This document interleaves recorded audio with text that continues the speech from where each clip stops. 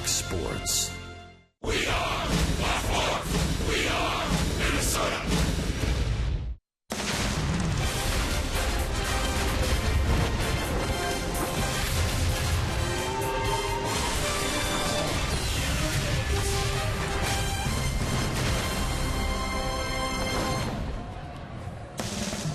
Welcome to T-Mobile Tuesday Night Baseball from downtown Minneapolis at Target Field as the Twins play host to the Tigers in the second of a 3-game series.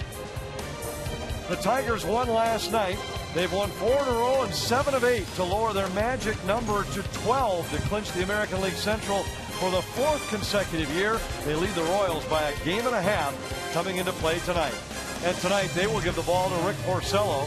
Tied for 5th in the American League with 15 wins. His mound opponent is the Twins' Ricky Nolasco. 5-11 on the season, hasn't won since July 1st, but pitched 7 good innings his last time out at Cleveland.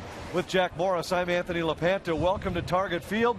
Tonight, the Twins will be trying to slow a Tiger offense that has been among the most prolific in baseball all year long. They scored 8 runs last night against the Twins. The middle of the lineup is the key.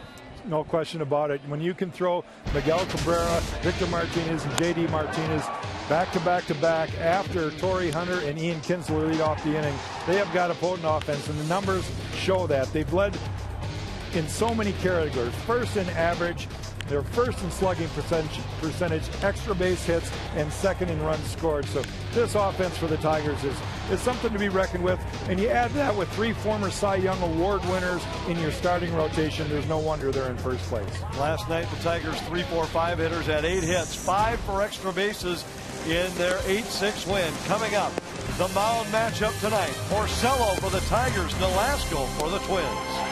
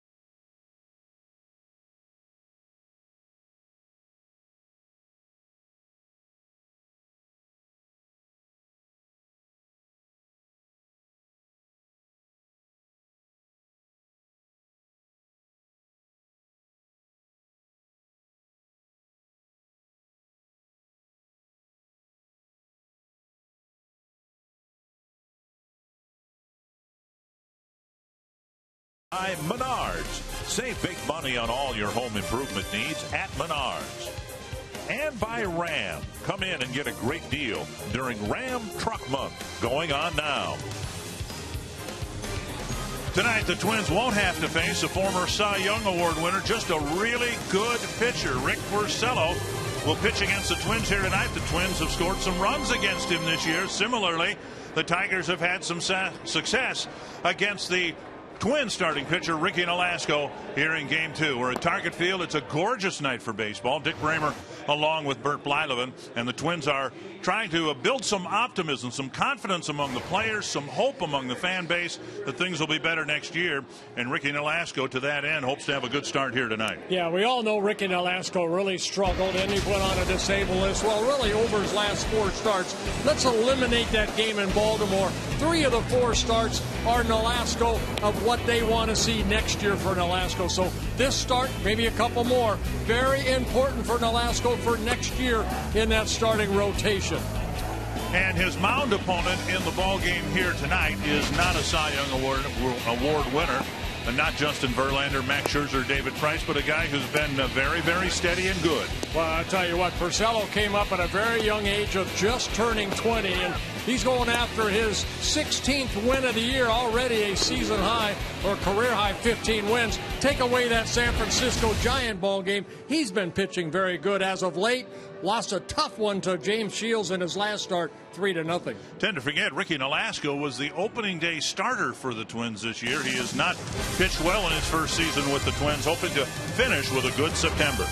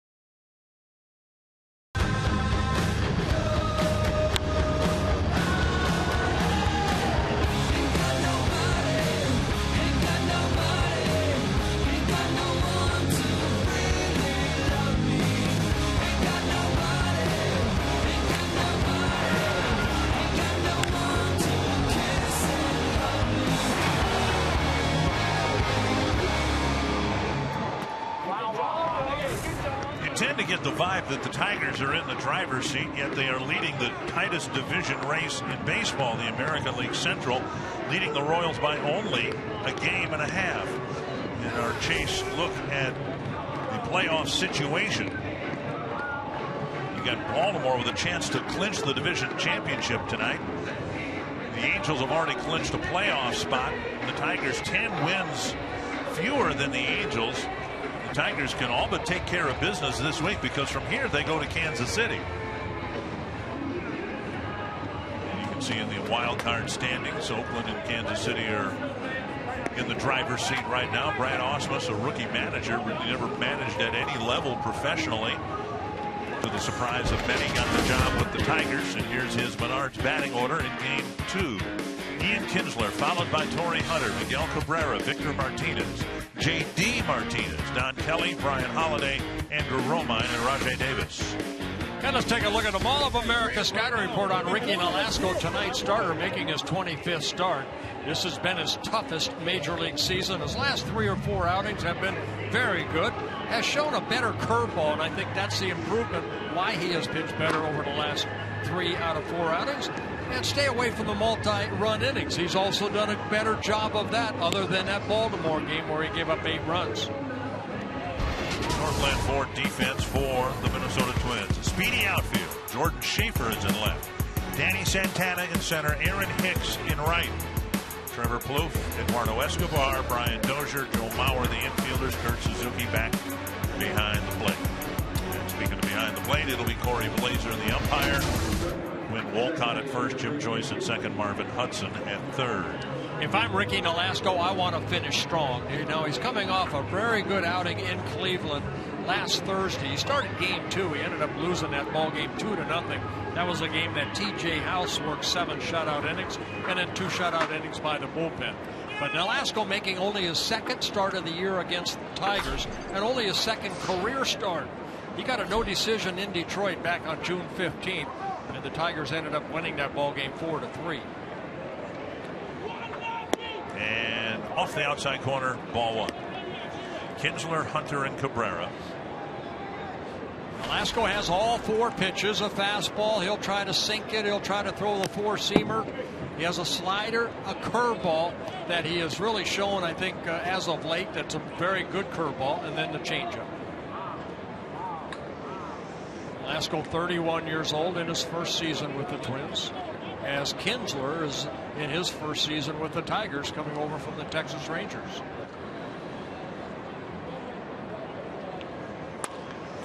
And a breaking ball off the end of the bat, dropping safely into center field. Kinsler will try for 2. Here's the throw, and he is out at second base. So Kinsler already victimized by the speed of the Twins outfield. With Santana getting to that ball and a quick flip to second base, Kinsler's out trying to stretch a single into a double. Well, it's a breaking ball. He just hit softly, not a bad pitch, into short left center. But the hustle of Schaefer and Santana, as you mentioned, good speed out in the outfield here. Santana kind of maybe deked him a little bit the way he went over it. And Jim Joyce, umpire at second base, as Dozier tags out Kinsler, just wants to make sure that the ball stayed in the glove of Dozier, and Kinsler called out. Torrey Hunter takes a strike on the outside corner. You know, outfielders can kind of deke you the way that you go after it, but Santana, perfect one-hop throw to Dozier for the out. I don't know, can you make a case that it's kind of handy in a throw like that to have a middle infielder playing center field? That was not a typical outfielder's throw. Santana almost fielded that like he was charging a ground ball and gunning it over to first. Right. It's a chopper to third. Wolf has it. And 2 down. And that'll bring up Miguel Cabrera. Tonight's T-Mobile game changer is Miguel Cabrera, who's heating up down the stretch in the month of September, hitting .436, 6 home runs, including 1 last night, 11 RBI, and 14 runs. This guy has been a game changer since he first came up with the Marlins back in 2003, his 12th season at the major league level, and you can see what he's doing in the month of September. A career .320 hitter, 388 career home runs. He is someone to reckon with. If you're out on that mound, you have to make good pitches to get this guy out. Side to Cabrera. He's done all that, and he's only 31 years old. 12 years already.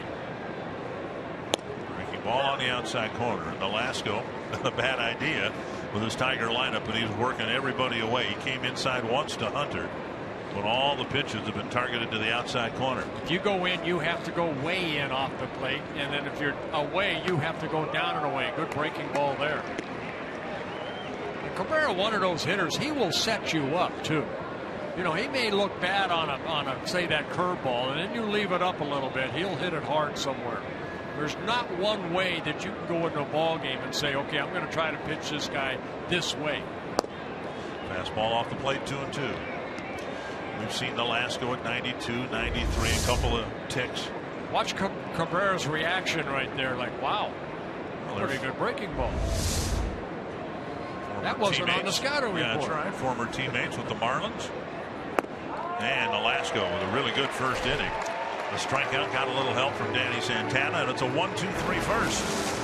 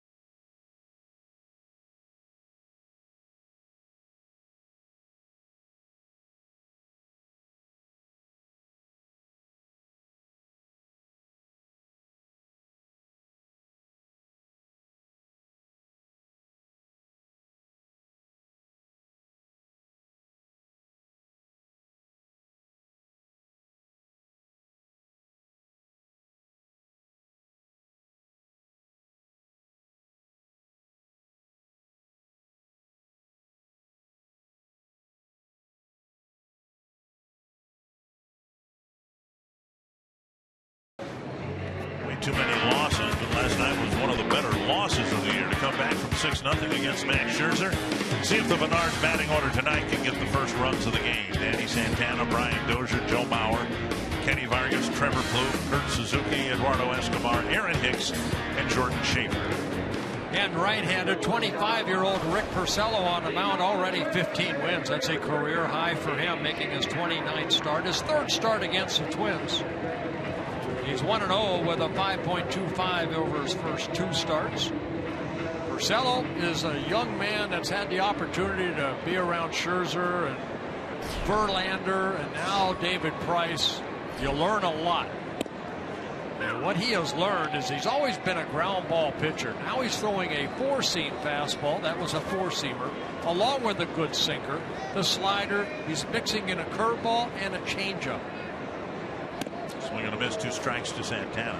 When he first came up in 2009, it was basically sinker, sinker, sinker. And I think watching, you know, the 3 Cy Young Award winners go about their business has helped this young man off to a very good, have a good season. 15-11, very good 3.233 ERA. A lot of teams go down and in on Santana with 2 strikes, and Santana got a piece of that breaking ball down and in. Santana, Dozier, and Mauer.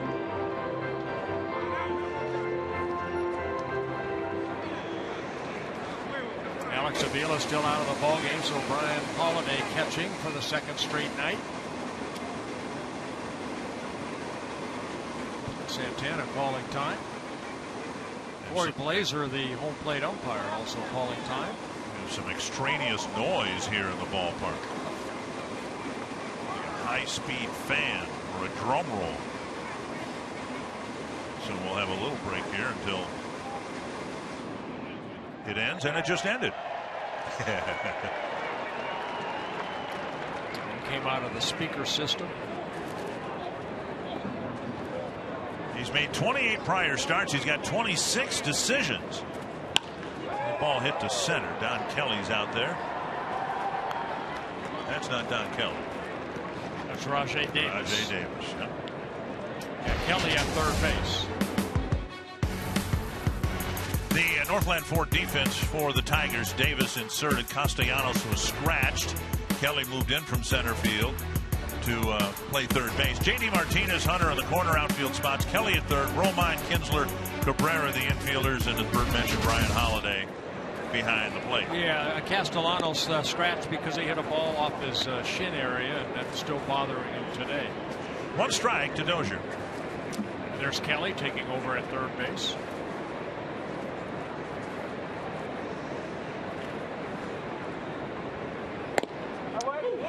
And now 2 strikes. All 6 pitches over the plate from Rick Porcello. The Twins have seen a lot of Porcello. This is his 22nd career start against the Twins. 8 wins, 6 losses. ERA just under 4.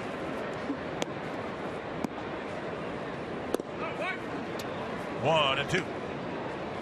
Now, he lost a tough outing in his last start against the Kansas City Royals. He lost 3-0. James Shields had a great ball game against the Tigers. But prior to that, he was pitching pretty good.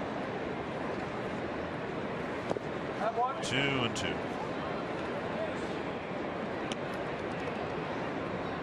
Tiger rotation's pretty good with the 3 Cy Young Award winners.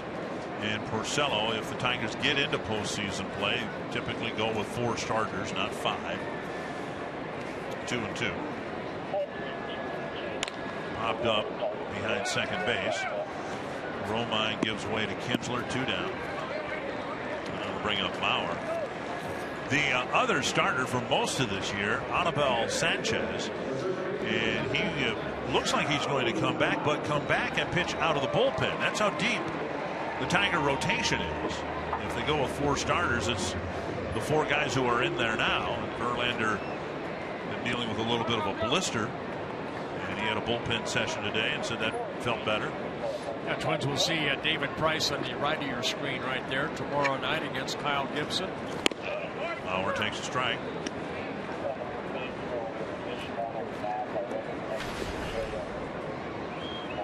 Joe, 2 big hits in last night's ball game, helping the Twins come back from that 6-run deficit to tie the ball game. 4 runs batted in for Joe, tying a season high.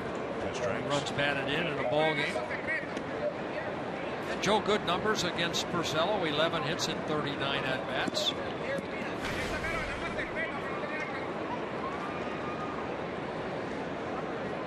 Not a surprise, he's hitting over 300 against the Tigers.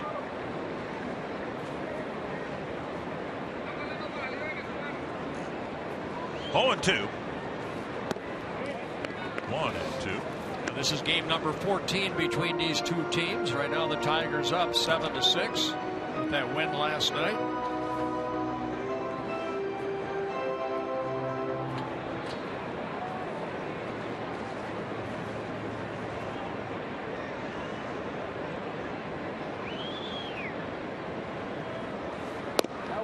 Called 3rd strike. Porcello clipped the corner at the knees over the inside edge, and it's a 1-2-3 first for Porcello.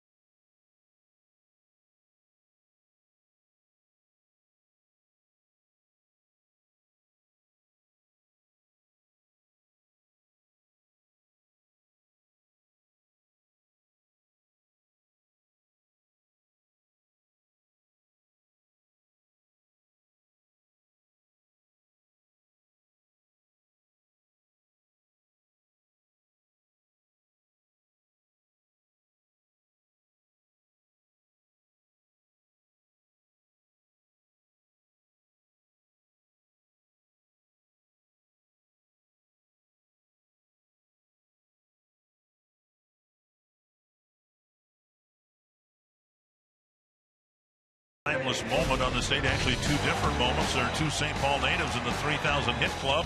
Oddly enough, they did it on the same date, September 16th, back in 1993. Dave Winfield against Dennis Eckersley in the 9th inning at the Metrodome. And then 3 years later, Paul Molitor became the first member of the 3,000 hit club to get a triple as his 3,000th hit.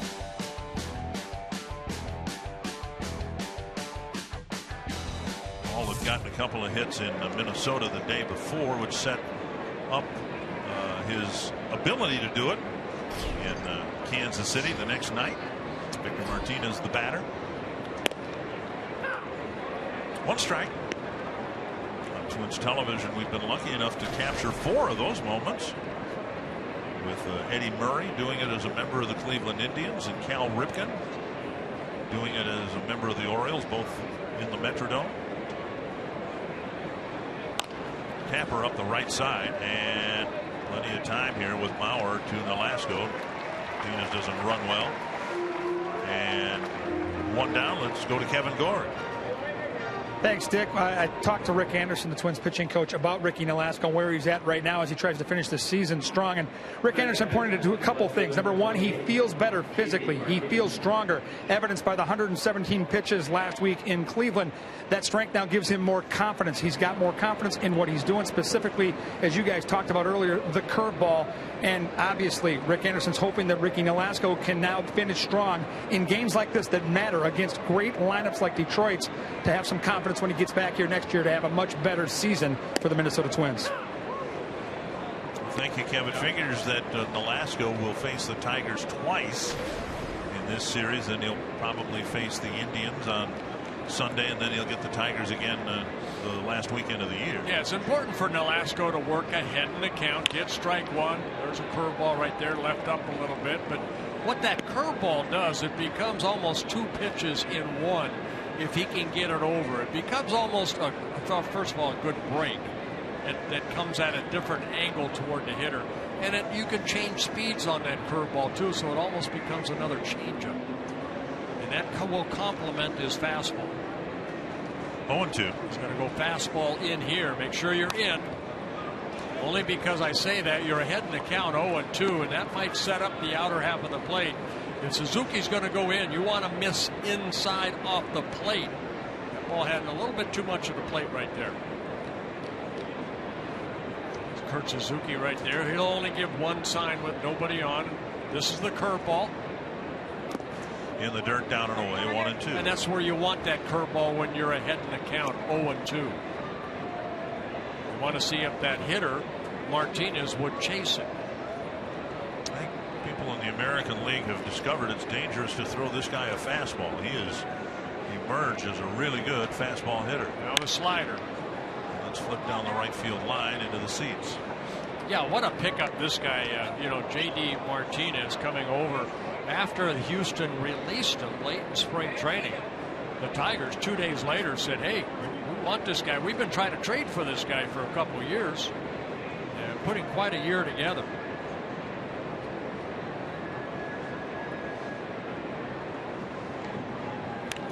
And as you look at the numbers as we bring them to you here through this Tiger lineup, reason for a lot of teams to fear Detroit if they get in the playoffs. They're 3, 4, and 5 batters. Cabrera, Martinez, and Martinez all hitting over 300, all with more than 20 home runs. And the only reason J.D. Martinez won't drive in 100 this year is he got a late start.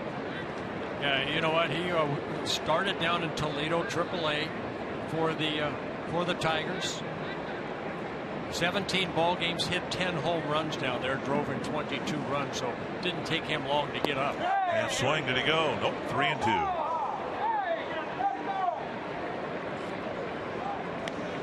Quinn Walcott, the first base umpire, hearing it from the Twins dugout. From up here, didn't look like he went.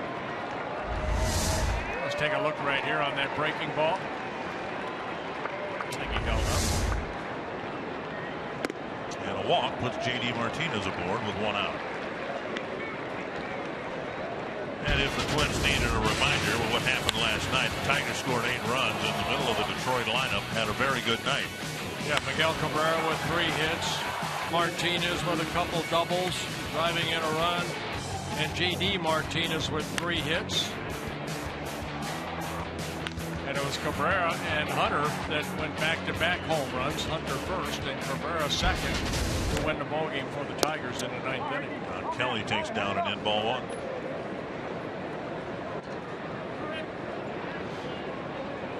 Kelly kind of a part-time player, a guy that can play a lot of positions. The original lineup had Kelly playing center field. Castellanos at third, but with Castellanos out, he moves to third base, and Rajay Davis now in center. Speed pitch over for a strike.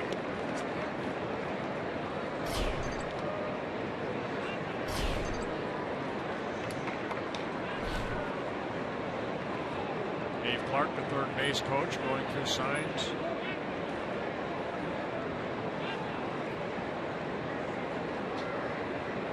Inside, 2-1. Nolasco has not won a ball game since July 1st. Here against the Kansas City Royals. Remember, he put some time on a disabled list, about a month, but over his last 7 starts, 0-5 with a 6.05 ERA. Missing inside, now it's 3-1. That's a good pitch right there. You want to find out the first couple innings what that umpire will give you behind home plate and what he will not give you. That little cutter looked like a pretty good pitch. These are the counts that have hurt Nolasco. Dozier to Escobar. Double play on a 3-1 count. He gets a ground ball double play. No score after an inning and a half.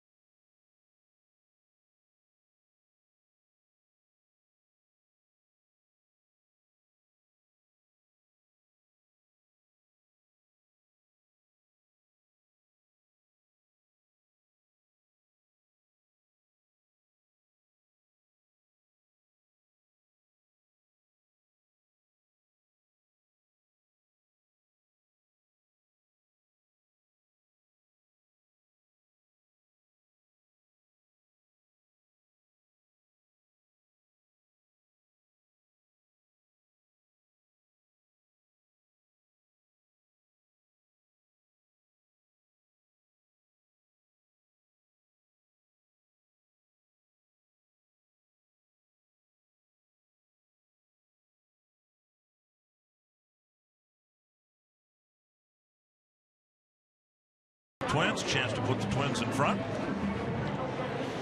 Never did have a lead in the ball game last night. Last couple losses have been very frustrating. Saturday, the Twins led throughout in Chicago until the last pitch of the ball game. White Sox got a big home run from Diane Viciedo to take their first lead to win the ball game. And then last night, the Tigers led throughout. The Twins evened it at 6, but then couldn't get the big hit to take a lead in the late innings, and then the Tigers hit the home runs, and it was another loss. Vargas right off the end of the bat, and the big man's going to get a base hit. That ball traveled 70 feet about. Yeah, Vargas has been struggling a little bit. Just 4 hits in his last 24 at bats. Did not have a very good road trip, but Maybe little things like this might get him going right off the end of the bat. And that ball stayed on the grass with a lot of spin. There's nothing Kelly could do but pick it up and give it back to his pitcher. Trevor Plouffe will bat.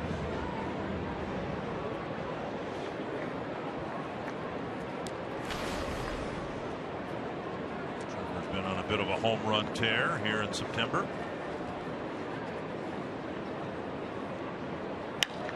High fly left center field. J.D. Martinez under it and Plouffe on one pitch. Season tickets for next year are on sale now, and prices will remain unchanged. In 2015, Twin season ticket holders will receive new benefits, including an enhanced ticket exchange program, convenient access to tickets on their mobile devices, and more. You can find out more by visiting twinsbaseball.com. And they say that's one thing that has helped Porcello too, is that he's been getting some quick outs, going deeper in the ball game. 20 of his 28 starts so far have been quality starts, 6 innings, 3 earned runs or less. There's Suzuki, and there is strike one. It sure helps to get ahead of batters, and Porcello's done a great job of that again here tonight. Saw that pitch right there, more the four-seam fastball. When he first came up at just 20 years old, he relied on that sinker. Everything was sinker, sinker, sinker, trying to get that ground ball out. Now he's added that four-seamer. Or another pitch away. Tie strike, 0-2. 18 pitches, 15 strikes. That's 5-1.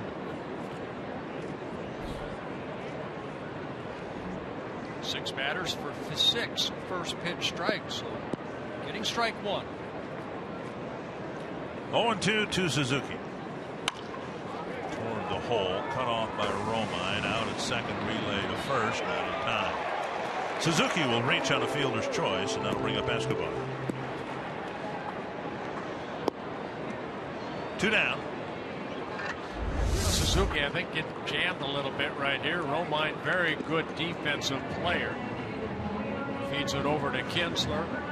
And throw a little bit on the infield side, but Suzuki does beat it out. Ball just not hit hard enough. And good reaction by Kinsler right there. Didn't really get a good throw from Romine. He had to kind of reach out. That kind of messed up his footwork and arm strength. Here's Escobar. Should be due for a good game here, because every time it seems as if his batting average gets down to 270, 271, he has a 2 or 3 hit game. Blocked by Holiday. 1-0. Porcello's lost 3 decisions in a row, but in a couple of those games he's pitched well enough to win. He had that one game a couple starts ago against the Giants in Detroit where he got beat up a little bit. Only 3 innings, gave up 5 earned runs. There's one hit to the gap in left center field. Davis cuts it off. Suzuki holds up at second, so Escobar has at least 1 hit tonight. That'll bring up Aaron Hicks.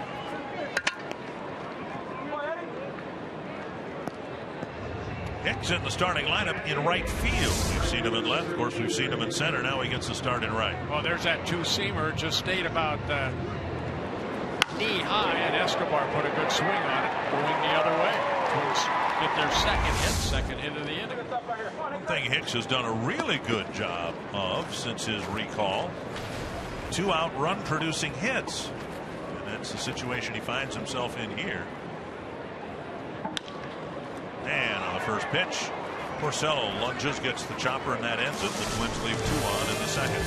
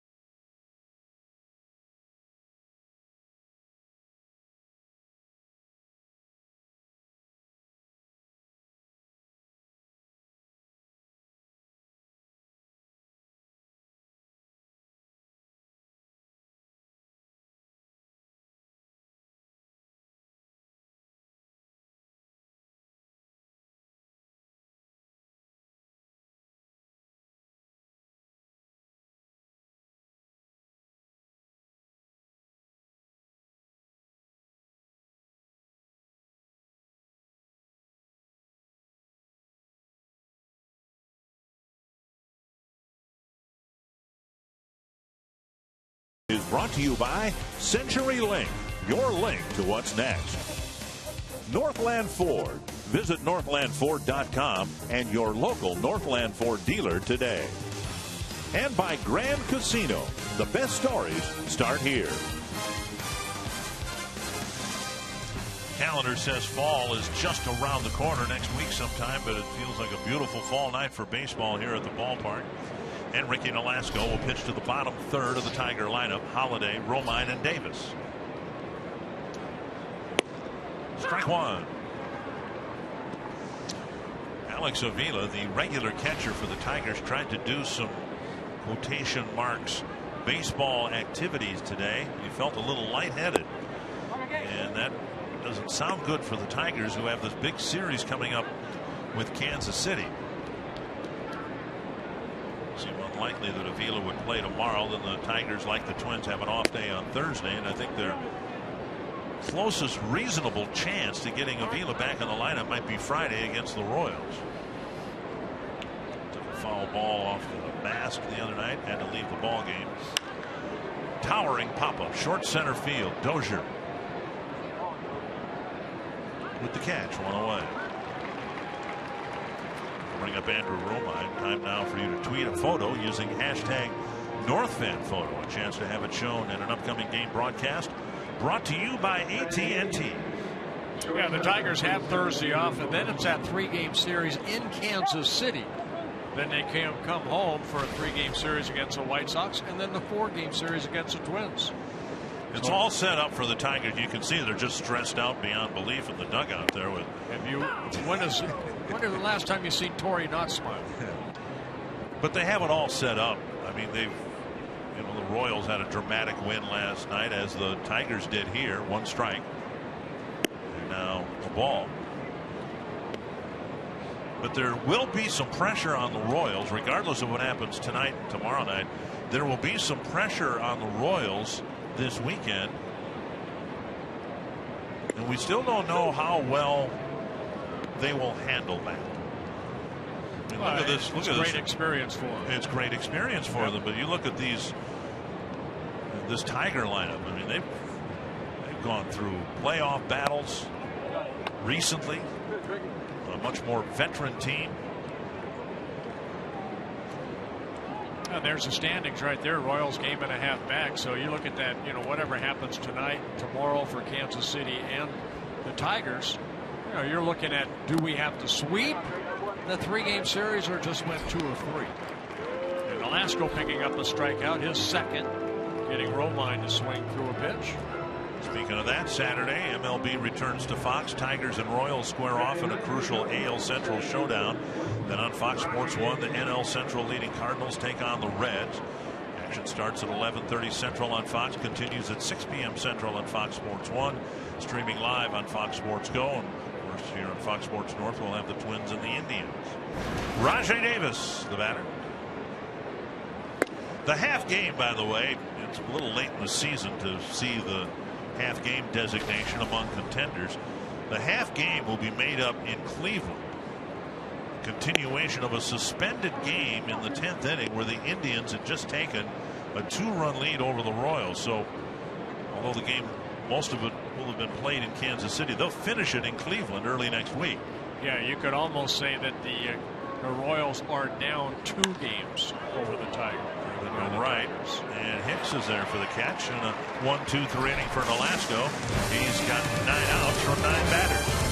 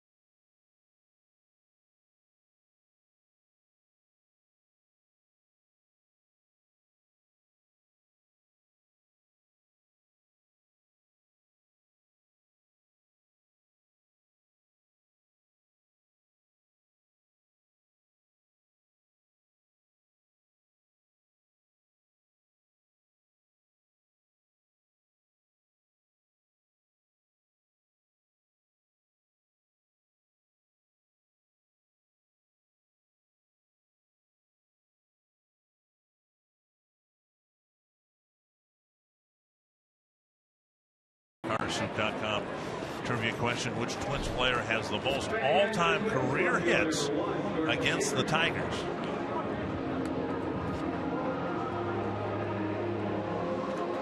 Bauer's got to be on the top 10 of that list, I would think. I don't think he'd be number one. Rick Porcello to Schaefer, Santana and Dozier in the Twins' third, which got a couple of hits in the second but left 2 men on.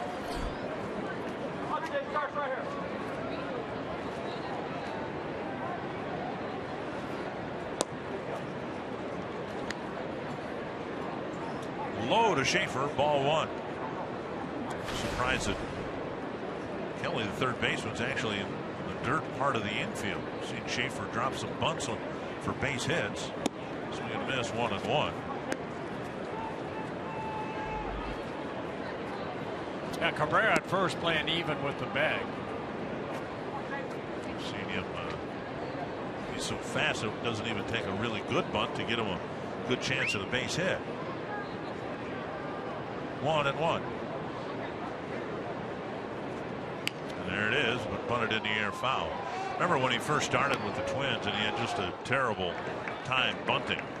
There were a lot of bunts like that, sacrifice situations. He wasn't getting it down, but now we've seen him pick up, I think, 3 bunt hits. And he tried to pick up another one there. Yeah, got a bunt hit in last night's ball game, and that's a big part of Schaefer's game, utilizing his speed. 1-2. Swing and a miss on a pitch in the dirt, 1 away. Porcello picks up strikeout number 2. How does your child measure up to Joe Mauer? You can find out by attending the Kids Appreciation Game Sunday. The first 10,000 kids 14 and under will get the Joe Mauer growth chart. You get your tickets for Kids Appreciation Day Sunday by visiting twinsbaseball.com or by calling 800-33-TWINS. Here's Santana. Fly ball to center his first time up. And he bunts it in the air. Fun. Almost to the same spot that Schaefer's did. Yeah, let's take a look at the strikeout to Schaefer. Now, Porcello, when he came up, is basically fastball slider. This is the pitch that he's added, the curveball. Just a different break, not the, east to west type break. That's more north to south type pitch. And Santana spanks a single to left. Well, that's a good piece of hitting right there. We saw in Santana's at-bat against Scherzer last night take almost the same pitch to almost the exact same spot. He hit it down to third baseline, but watch this pitch. Stayed up, didn't try to do too much with it. Good contact, lining it into left field. Be curious, as we all expect Santana to play a full season up here next year. Seems from somebody who just admires good hitters, knows nothing about it himself. Here's Dozier. And there goes Santana on the first pitch. He picked a breaking ball and stole second with ease. He had a great jump. The 17th stolen base in 21 attempts. And Porcello went to that high late kick, and that allowed Santana a couple extra steps. Santana look in, and really no chance for Holiday to throw out Santana. One strike to Dozier.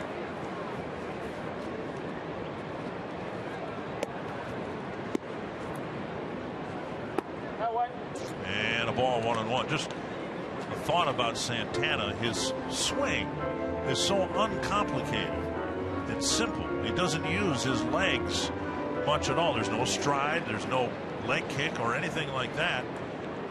It's an upper body swing, and one you'd think would keep him from falling into a lot of deep slumps. We sure haven't seen any this year. He's kept his batting average up over 300 all year long.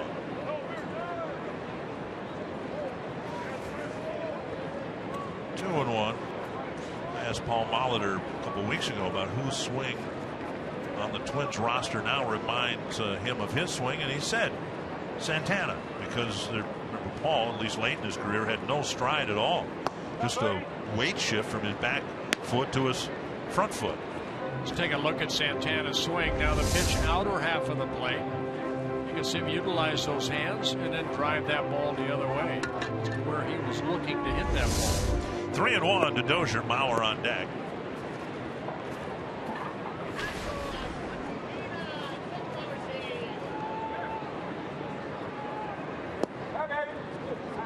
Taken for ball 4. Chance here for Twins to do some damage in the third. Joe, as Bert mentioned before, a couple of 2-run singles in the game. Right, last night's ball game, Joe, with a couple runners on, right back up the middle off of Max Scherzer. That coming in the 6th inning. That made it a 6-4 ball game, and then Joe driving in the 5th and 6th runs in the 8th inning.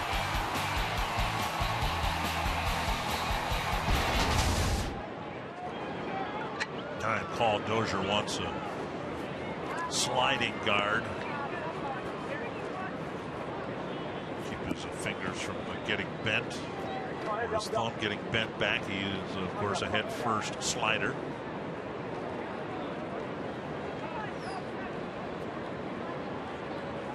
Breaking ball over for a strike.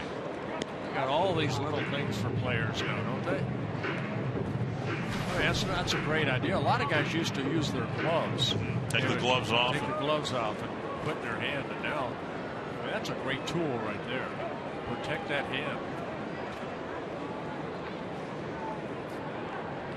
The problem with the holding onto the gloves is so many guys now slide in head first and reach for the bag with an open hand. That's what. Well, can you get an extension on that glove that he has? You know, maybe about 3 or 4 feet. So sure. When he does slide, it's part of his body. The Twins did a double steal yesterday's ball game. Dozier has a huge lead at first. That ball hit on the ground. And it will be another inning-ending double play. Twins with 2 men aboard again in the third. But no score through 3.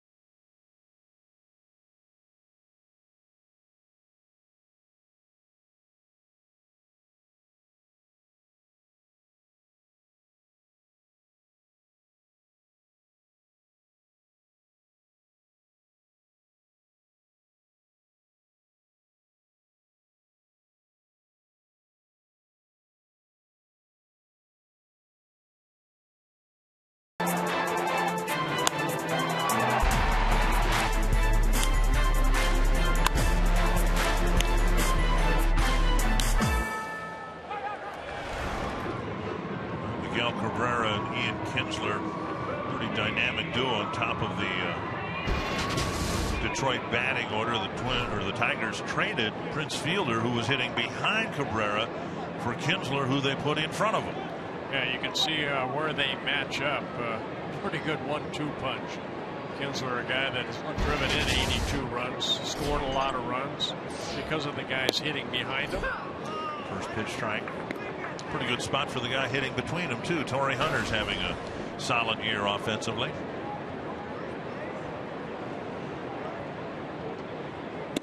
Strike 2.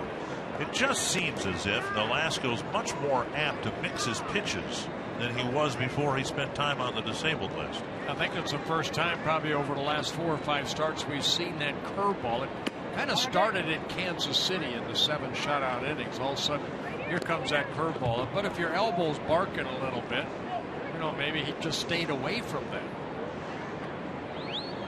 1-2. It's got a nice, big, tight break on it. Slow roller to short. Escobar gobbles it up. 1 down. Even that breaking ball right there, you saw what it did to a pretty good hitter. He kind of lunged out at that ball and hit the ground ball out. It is location too, isn't it? I mean, he's got a good breaking ball, but if he puts it over the middle of the plate, it'll get hit hard. And we've seen him locate it much better on the outer half of the plate.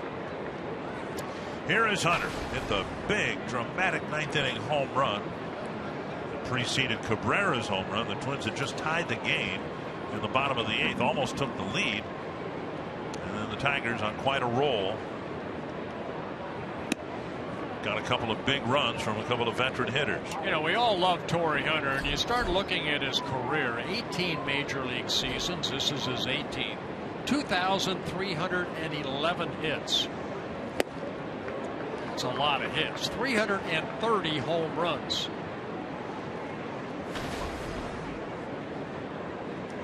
Five-time All-Star, twice with the Twins back in 2002 and 2007. 9 Gold Gloves. I don't know how much longer he wants to play, but if he can get to the 2,700 hit club, you're looking at a guy that might, you know, one day make the Hall of Fame.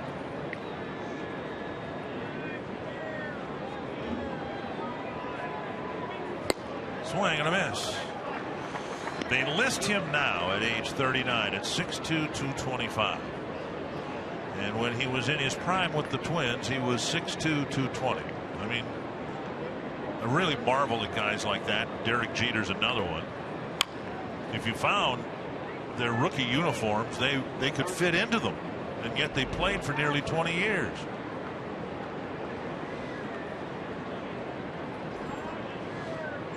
Twins '1 pick back in 1993. Torrey Hunter, the 20th pick overall in that draft in '93.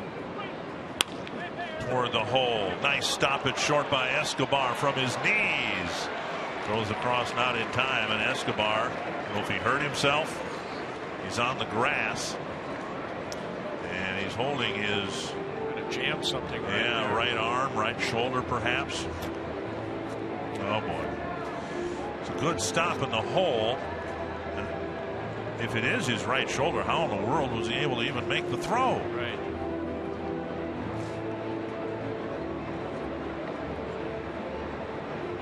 Tony Leo, one of the trainers, coming out. Take a look to Escobar. We'll get a chance to look at it here. See that right there? Might have stretched his right shoulder out, but still able to maybe jam that left hand. You see how the wrist is in the glove? I'm wondering whether it might not be the left wrist rather than the right shoulder. He's flexing his right hand. Right.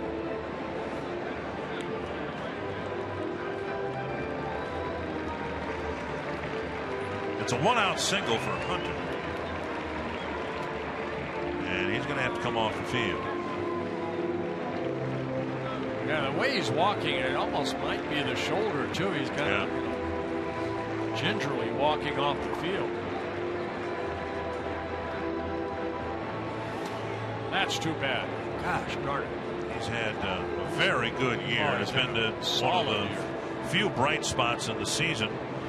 Player who's labeled a utility player and a part-time player, finally getting a chance to play on an everyday basis, and he has embraced the opportunity and taken full advantage of it.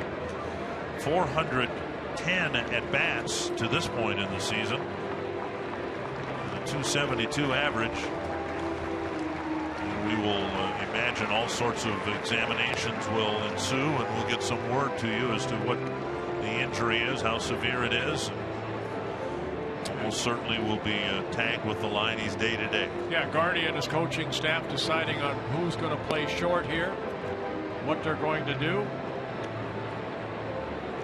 It'll be Eduardo Nunez who will come into the game and take over at short.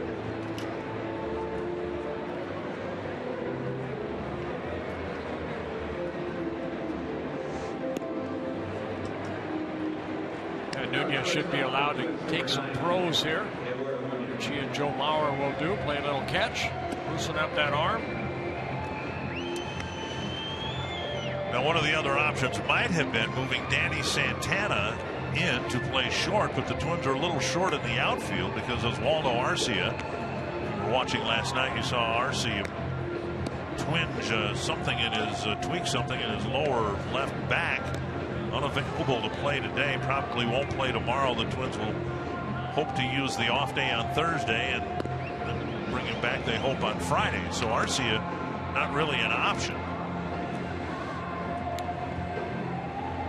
And so Nunez the logical choice to take over at short.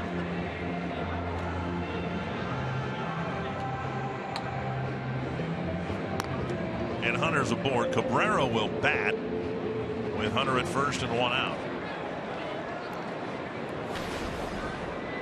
Nolasco struck him out to end the first inning. Teammates for a couple of years in the with the Marlins.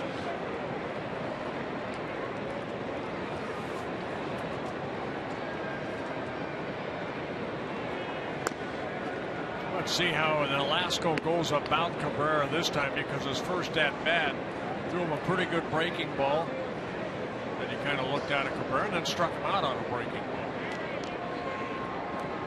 See if Cabrera makes the adjustment, or if Nolasco makes an adjustment. Down and away, ball one. That's the breaking ball that struck him out in the first inning. 29 strikes out of 50 pitches thrown so far. Nolasco making his 25th start, his second career start against the Tigers.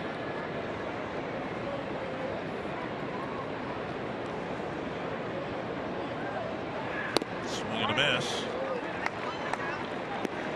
Talked with Cabrera a little bit today. There have been reports over the last few years that he came close to signing with the Twins. The Twins were, as scouts say, they were on him in Venezuela. The Twins had established a Venezuelan baseball academy, and Cabrera went through that. The Twins were very well aware of his potential. Inside, 2-1. Cabrera said he was never really close to signing with the Twins. It became a financial matter. The Twins, like most teams, have a strong presence in the Dominican. And the Twins are one of just a handful of teams that still have an academy in Venezuela. He signed as a 16-year-old with the Marlins back in 1999. 2-1. And now 3-1. Victor Martinez on deck. The Twins have had players like Luis Rivas, Juan Rincon come through their academy in Venezuela. Dangerous pitch here for Nolasco. 3-1. Nolasco had a 3-1 pitch to Don Kelly, and he got a ground ball double play. 3-2. Good sinker right there.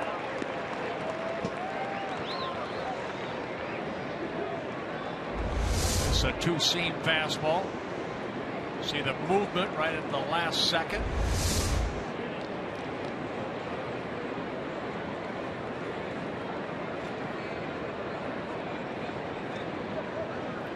Putting another fastball away. Shattered his bat. Plouffe has to run out of the way of the bat, and they'll get a double play. Great play by Dozier, letting that ball bounce first. And it is an inning-ending double play on the 3-2 pitch. Stay tuned for this important message now from Mesh Mesher and Spence.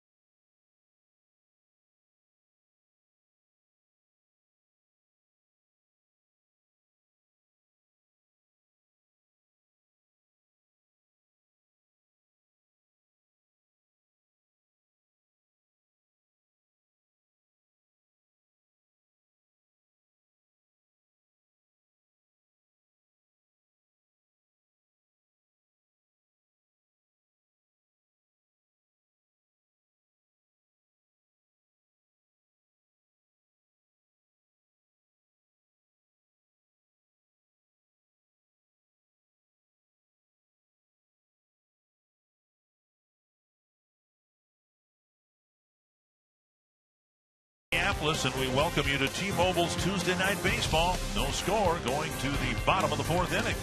Ricky Nolasco's faced the minimum number of batters.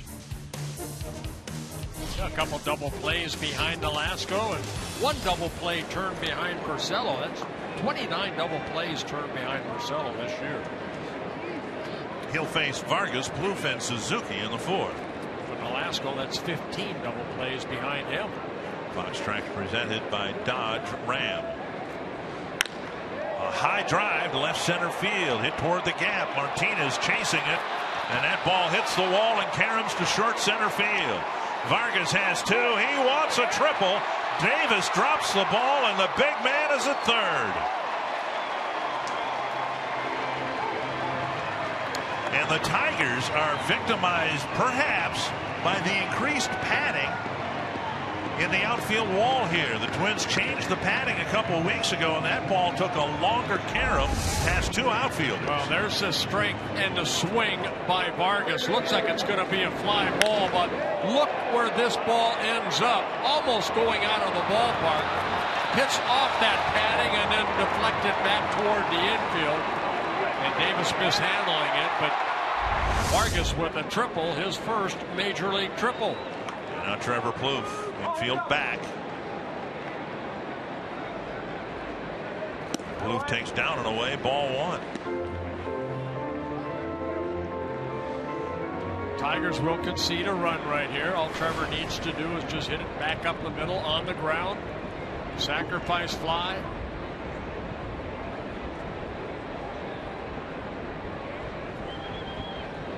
Vargas, who dribbled a little single up the third baseline and didn't even make it out of the grass for a single in the 2nd inning, cracks a triple to start the 4th. 2-0.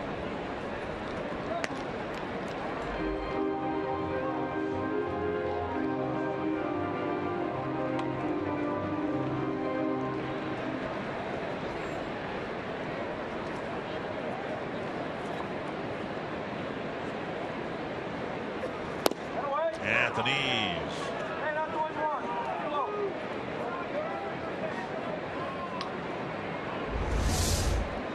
Well, this is that 2-seamer right here, that little movement, almost what Nolasco threw to Cabrera. Driven, backhanded by Vargas, or by Kinsler, and Vargas dives back to third. Plouffe with a hard line drive backhanded at his shoe tops by Kinsler, and he nearly doubled Vargas off. Well, that's a tough for a base runner to pick up right away, because it looked like maybe Kinsler was going to trap that ball, but Vargas got off the bag, making sure. But the catch right there, Kinsler's quick throw, but Vargas getting back, diving back head first. 1 down, a couple of well-hit balls here in the 4th, and now Suzuki. Kinsler had to wait a second, make sure Kelly got over to third base. Vargas gets back safe. Tigers only have to bring the infield in halfway here because Vargas doesn't run well. Suzuki trying to get one to the outfield, get the Twins the first run of the game.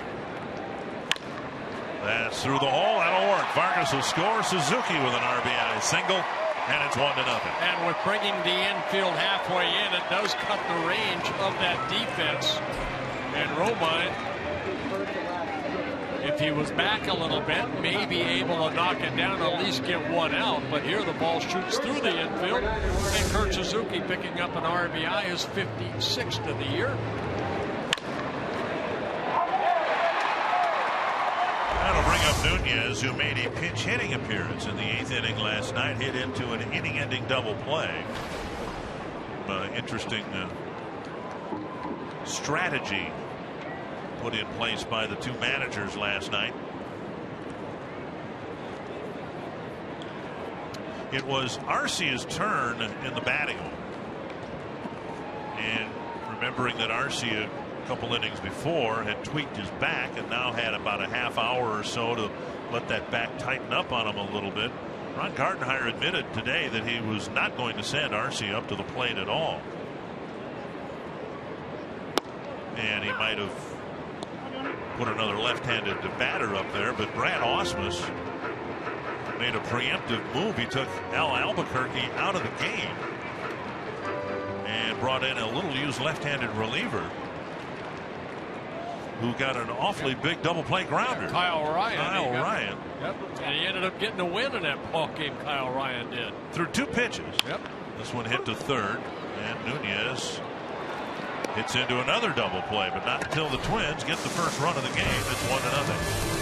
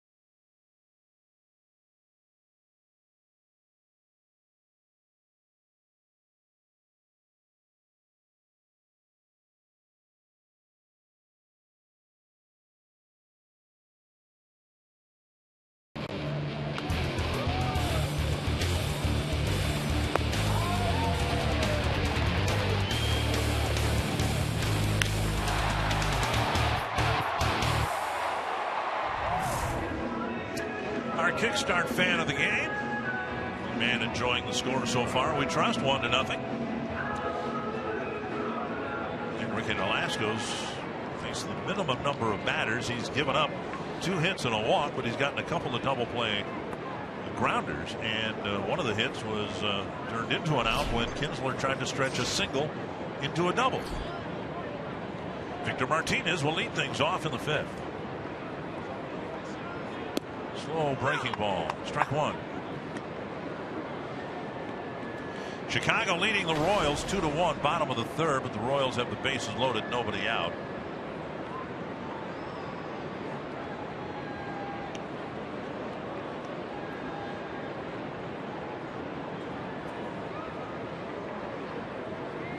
It's behind Martinez. Didn't hit him, I don't think.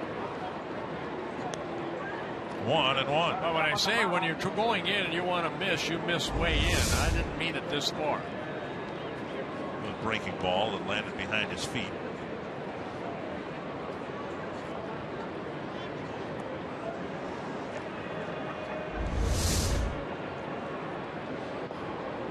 I always say make that hitter move his feet.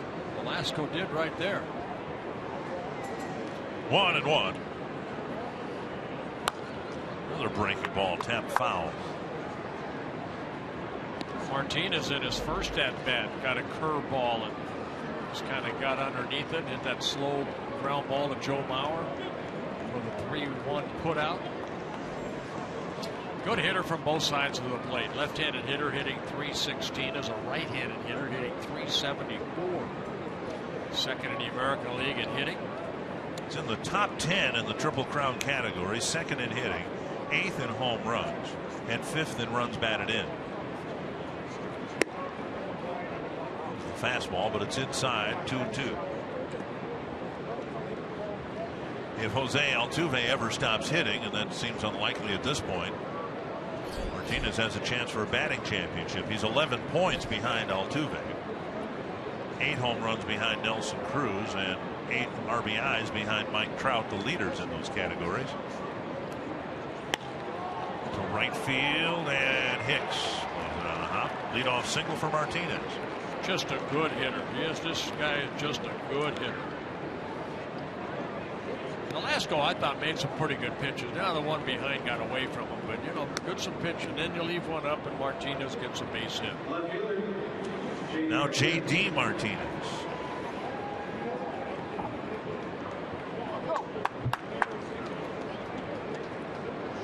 A walk his first time up, and then was doubled off on a ground ball.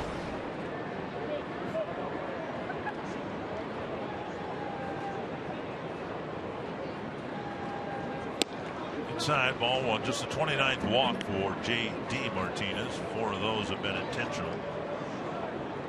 Strikes out a lot, 114 times.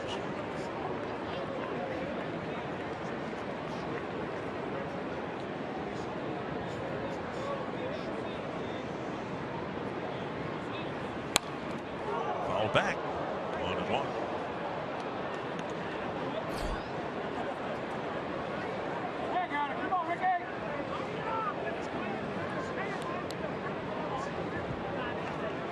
Martinez has had some injuries over the last couple of years that kind of put him on the shelf in the Astros organization.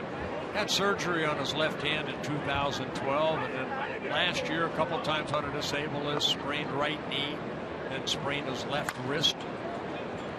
Went to spring training, didn't work out for him. They released him and signed with the Tigers.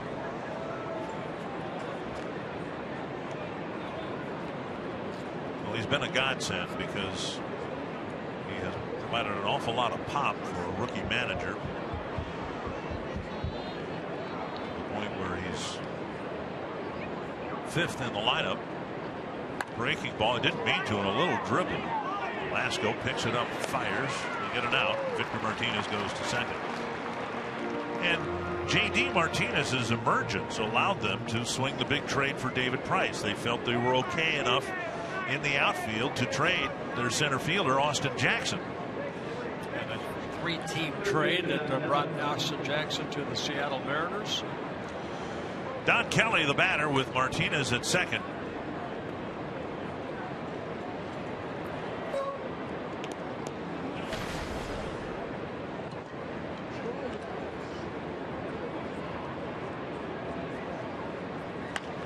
Papa weakly to Dozier. 2 down.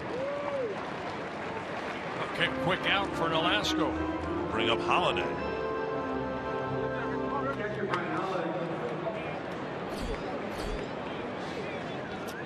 Not really any inning under duress so far, so total of 65. A couple 16-inning pitches. Other than that, outstanding so far.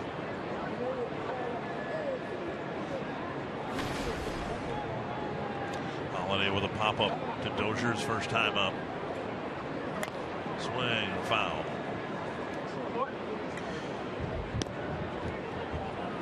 Schaefer has a good arm in left. Santana has a very good arm in center. Hicks has a supreme arm in right. Point being, any hit to the outfield here with Martinez as slow as he is, it's not going to be an automatic run. Martinez get thrown out at the plate last night by Chris Parmelee. Breaking ball with Holiday squaring to bunt. He takes strike 2.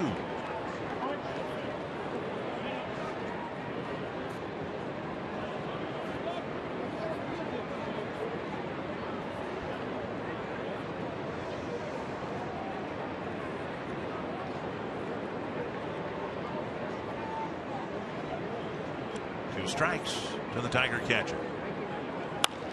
Poke to the right side. Dozier right there. Nolasco strands Victor Martinez at second. He's got 5 shutout innings against the powerful Tiger lineup.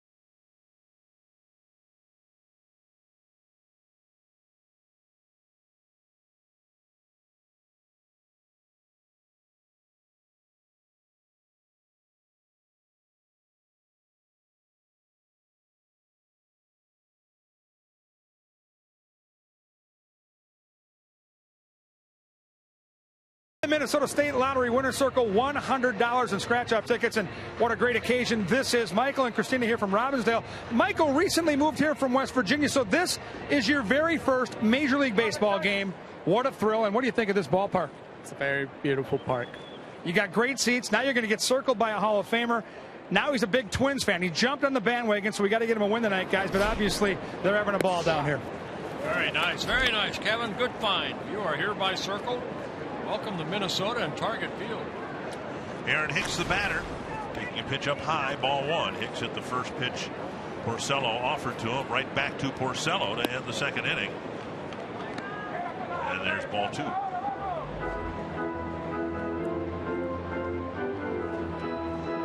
Talking with Gene Glenn, who managed Hicks in AAA once he was promoted from AA.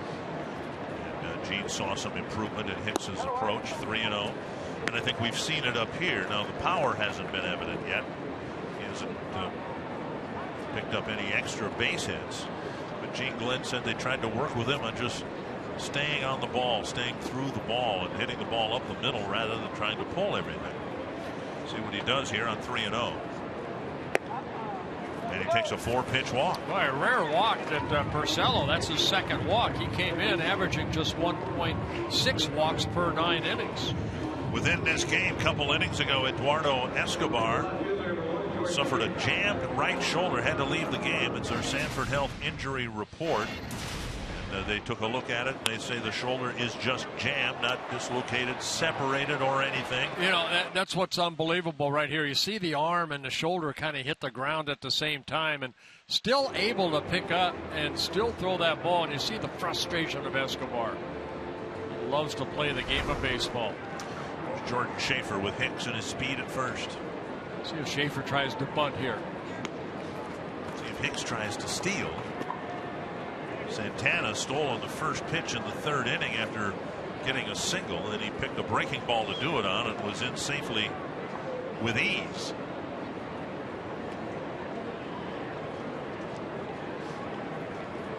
Hicks 3 of 5 in stolen bases.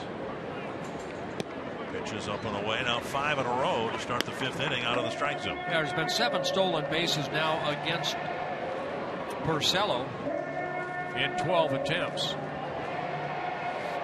Alex Avila pretty good at controlling the running game. He, of course, gets a lot of help from his veteran pitching staff and guys that throw 95 or above with their fastball. But we saw in last night's ball game, Holiday, even though it was a pitch out, made a good throw to get Schaefer out at second base. Ron Gardenhire was talking about that today. The Tigers guessed right.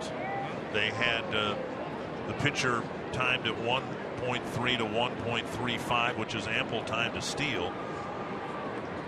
But 2 things happened on that. Not just a pitch out, but also a slide step, which they hadn't used before.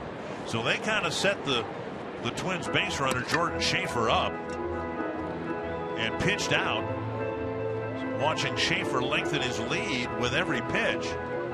And then the pitch out and the slide step combo created the throw out at second base. 1-0 to Hicks, or to Schaefer rather. There's a strike on an off-speed pitch.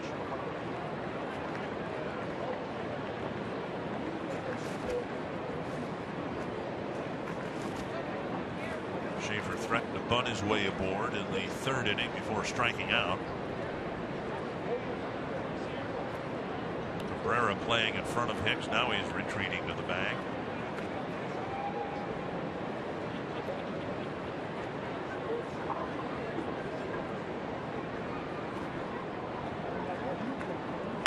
Up the middle.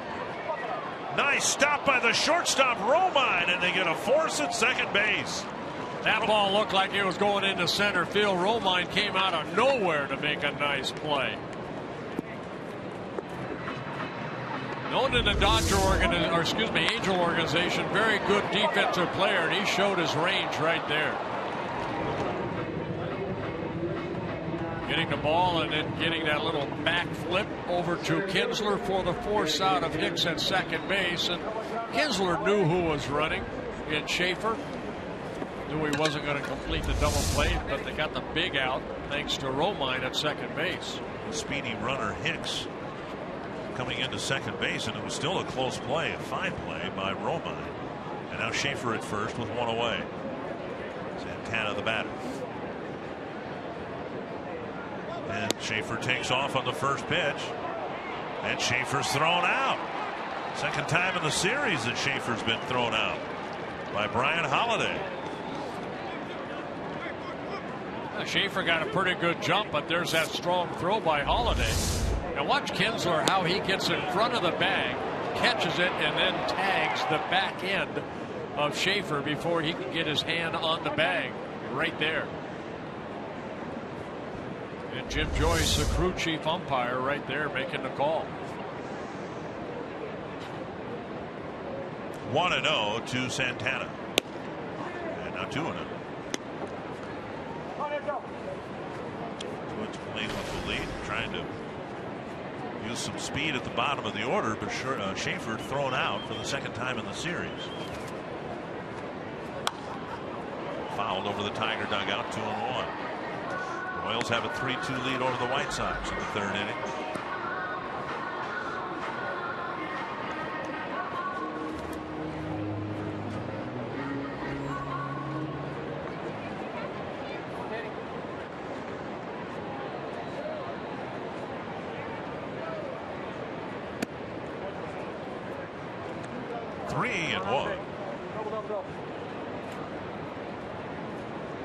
Santana with 18 walks on the year and 357 at bats. Foul back again.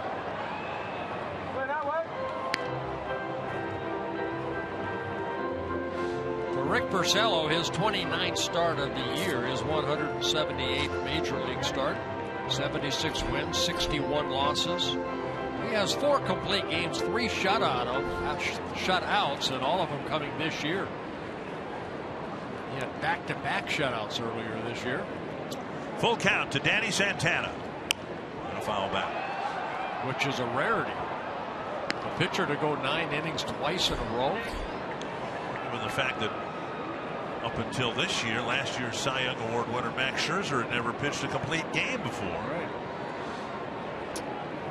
And Porcello doing a good job of keeping the pitch count down at 56 right now. Santana drives it to left, and that ball will land safely. Martinez picks it off. Santana scampers to second. He's in with a double.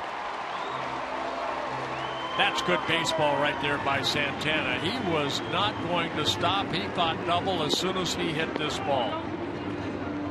The way he ran out of the box and rounded first base, he was going for that double to maybe score on a base hit. Since the Twins can't steal second, let's just get there by hitting a double. Martinez actually did a nice job cutting that ball off. He did, and a good strong throw. But the speed of Santana sliding in head first gets his second hit on his 22nd double. Now Dozier walked his last time up. Inside ball 1. Dozier now with 86 walks, 131 hits, on base percentage of .343 coming into the game. 2-out hit here to the outfield should give the Twins a 2-0 lead.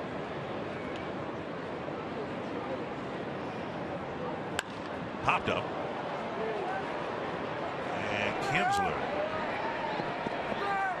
with the catch. Twins leave Santana at second. And the Tigers' middle infield kept busy in a scoreless bottom of the 5th inning.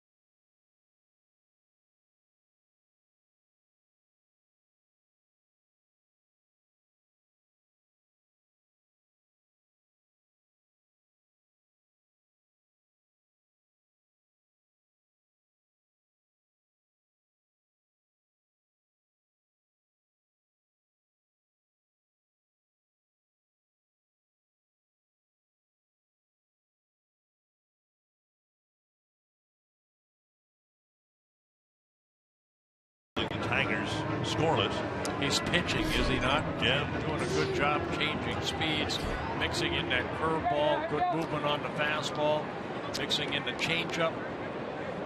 He'll face Andrew Romine, Rajay Davis, and Ian Kinsler in the 6th inning. Take the bunt away from this guy. All the way, 1 strike. That's exactly what Plouffe was. He was on the grass. Romine, very good speed.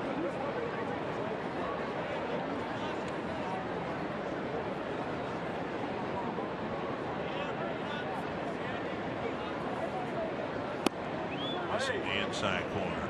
The Orioles are 6 outs away from winning their first division championship since 1997. The Nationals can clinch 2. They're in the 9th inning in Atlanta, leading the Braves 2-0. It'll be quite a night for fans of those 2 teams that are, what, 45 minutes apart from one another? Yeah. 1-2. And driven foul. It is a luxury you enjoyed in 1987. And the Twins enjoyed it in 1991 too, clinching early to set things up. Meaning specifically your starting rotation. Guys were pretty thin in that department. It was Frankie Viola and you, and then Les Straker. But there was a significant drop off between you 2 and Les. And you were able to start, the Twins were, with Viola in the playoff round and the World Series because you clinched the playoff series in 5 games. Swing and a miss. Romine's out for the first out of the 6th. Yeah, Romine striking out for the 2nd time and the 3rd strikeout for Nolasco. Yeah, I mean, we look back now and you say, you know, I mean, I know Jack was talking about, you know, they had to play 1 extra game against Toronto, which they ended up beating Toronto, so we played the Tigers. But Doyle Alexander started game 1, and he was, I mean, he was what, 8, 9-0? 9-0 for the Tigers at the time. And then Jack started game 2, and then Waltero, their right-handed starter, started game 3. 1 strike to Rajay Davis. He lined out to Aaron Hicks his first time up. And another off-speed pitch over first strike. That's the word. He's pitching. And he has the arsenal of pitches to do that. Something we did not see much of before he went on the disabled list. Tapper to third. Plouffe to his left. Sets. Fires. 2 down. Bring up Kinsler. Now on FoxSportsNorth.com you can view photos from tonight's game and read Tyler Mason's analysis. Submit your questions to the Vikings mailbag. That might be an interesting series of questions. And read the latest in the Wolves player profiles on Zach Levine. You know, Dick, go back to that game in Kansas City back on August 26th. Ricky Nolasco, even though he got a no decision, Twins ended up losing that ball game. I believe Alex Gordon hit that home run late to beat the Twins, but 7 shutout innings in that ball game for Nolasco, and that's really all season long. For the first time I saw the big curveball that he added, and he's doing a great job of changing speeds here tonight. Fly ball to center. Santana coming over, and a 1, 2, 3, 6th inning for Ricky Nolasco.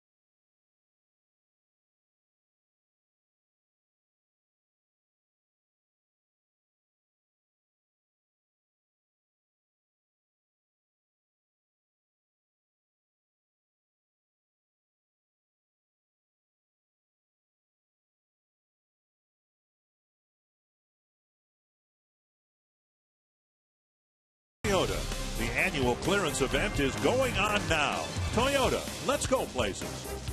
By Sanford Orthopedics and Sports Medicine, for the everyday competitor in all of us. And by McDonald's. Your McDonald's has 5 extra value meals under $5, including the Big Mac at participating locations. A 1-0 game, and Joe Mauer will lead off the bottom of the 6th inning. Strike one. Now, most of the games in this season series have had a lot of runs scored. We had 14 runs scored in the game last night, and this has been a pitcher's duel. Now see if the Twins can add a run or two here off of Rick Porcello. Strike call, 0-2. Good curveball there by Porcello. He's mixing in that curveball along with a changeup and the sinking fastball and the four-seamer. Or Vargas and Plouffe will hit here in the 6th.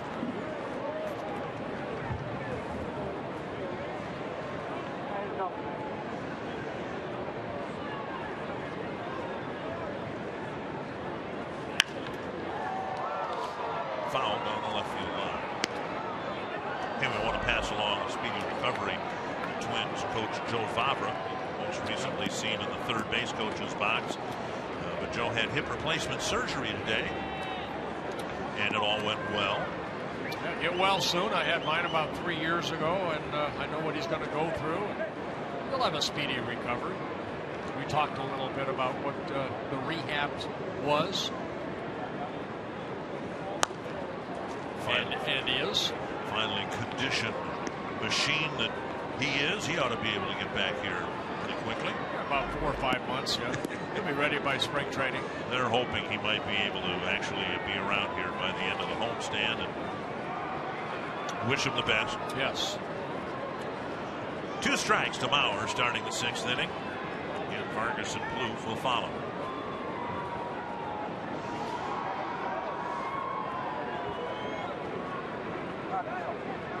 To the slider. It's down and in. Joe with 115 hits this year. He's got to go some to avoid having his lowest batting average in his major league career. 115 hits, 30 extra base hits, 24 doubles, 2 triples, and 4 home runs.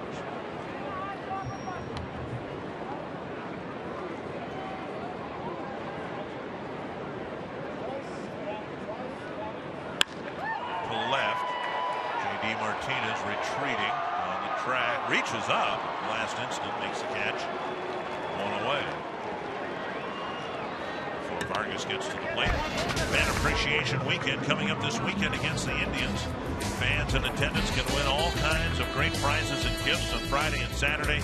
Then on Sunday, we told you about it before, the first 10,000 kids 14 and under will get a Joe Mauer growth chart. Visit twinsbaseball.com or call 800-33-TWINS for info and tickets. Here's Vargas, a single and a triple so far. Down in the dirt, ball 1. Now, when Vargas's career ends, we hope it's 15 years from now, there are going to be a handful of triples out there on his career charts, his stat chart. Pulled foul. He looks like he will get a lot of hits and a lot of extra base hits, but there's just going to be a finite number of triples. He got his first in the 4th inning. So if you're thinking he might someday hit for the cycle, this might be one of the few opportunities he'll have to do that. Swing and a miss, 1-2. Good changeup right there by Porcello. Porcello's actually pitched better on the road than he has at Comerica Park. In 13 starts at Comerica Park, 6 wins, 6 losses, an ERA over 4. But on the road, 15 starts. This is his 16th start. He's 9-5 with a 2.4 ERA. 2-2. It's funny how those things work out sometimes. The guy pitches better on the road than at home for some reason. Might just be 1 or 2 or 3 bad outings. 3-2, Plouffe on deck.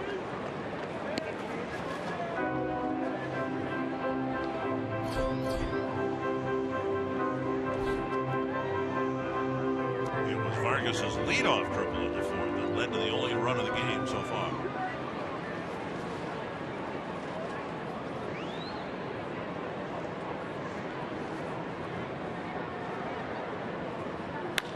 Deep to right field.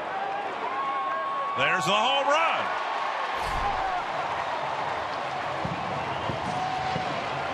And he had a great at bat there. He fell behind early, worked the count full, and his immense strength got him his 8th home run. I was going to say, you know what? You watch this swing. It's nothing like he's going to leave the ground to hit this ball.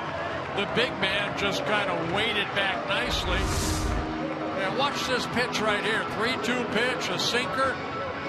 Just kind of reaches out. The ball went into the stands in right field. So strong. And Rick Porcello, this is the first time he has faced Vargas in their meetings. And Porcello is saying, okay, who is this guy? You know, I'm young, he's young. We're going to be facing a lot of each other, but Vargas has won the first 3 battles against Porcello with a base hit, a triple, and a home run. 1-0 to Plouffe. And now 1-1. I mean, this is a line drive home run.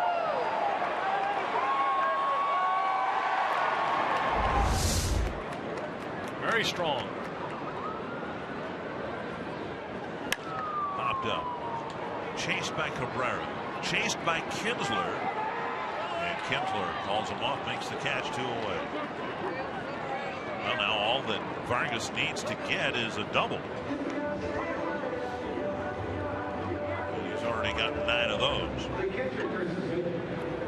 Yeah, that home run is 8th home run of the year, his 7th as a left-handed hitter. Now that's let's see, he had what, 17 in the minor leagues? Just wondering whether he won some jewelry from David Ortiz. I think that totals 25, does it not? 17 and 8 does. Here's Suzuki, drove in the first Twins run with a single to left, and he takes straight 1.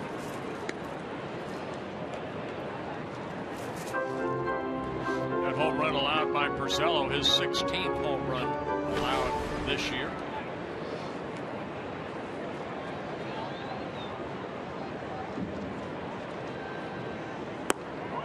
Taken low, 1-1.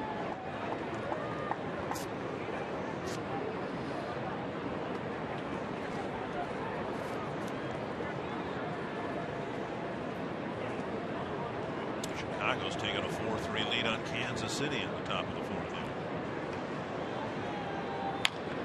Pounded foul.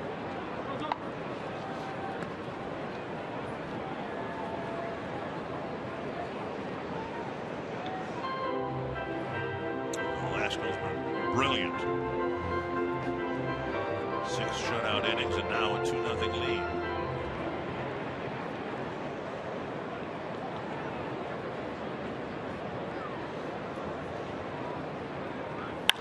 Up the middle, Romine to his left. Ends the inning, but Vargas hits his 8th home run of the year, and the Twins now enjoy a 2-0 lead.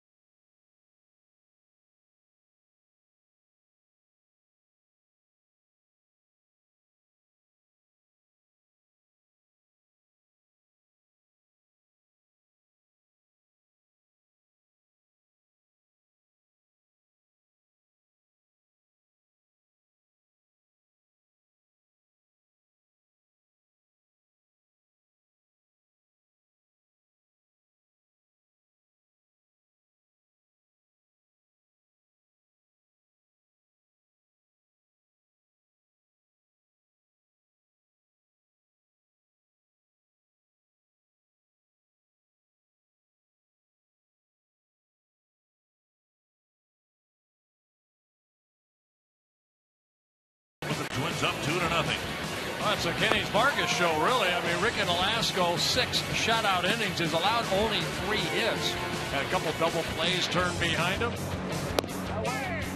Porcello, only 2 runs allowed on 7 hits for the Twins. Suzuki driving in the first run, being Vargas after he tripled.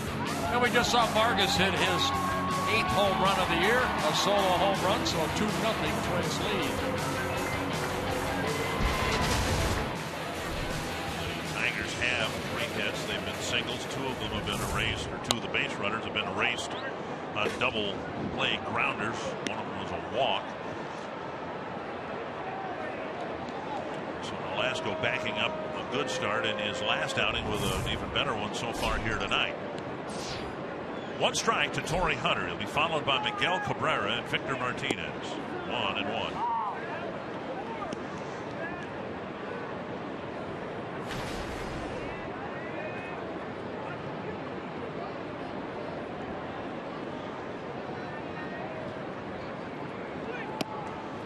Call over the inside corner. Torrey has 1 of the hits. A single. Going inside, a little movement. Hitting the glove.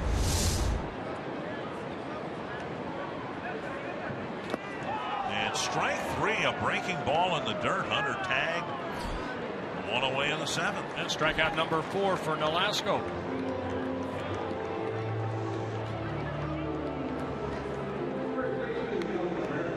Nolasco, after spending time on the disabled list, worked his way back into shape, went down to Cedar Rapids to make a start, and when asked, said his elbow feels better than it has in a couple of years.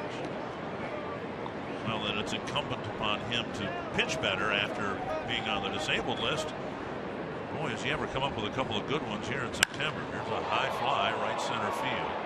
Santana back, still back, making the catch on the track, 2 down. And another quick out for Nolasco. Join Fox Sports North and the Minnesota Wild for the breakaway 10K, 5K, and 1 mile run.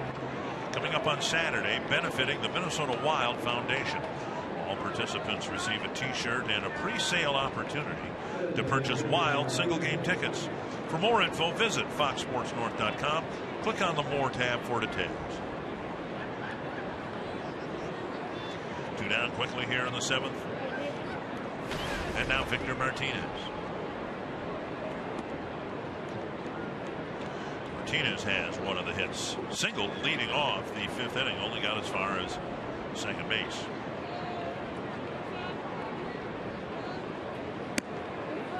Just missed the inside corner.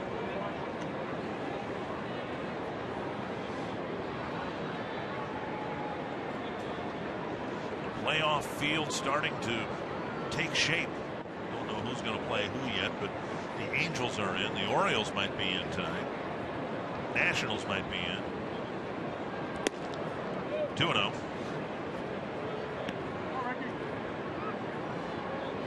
Nolasco making his 25th start, his 237th major league start, 94 wins, 86 losses, his 10 complete games, 4 shutouts in his career.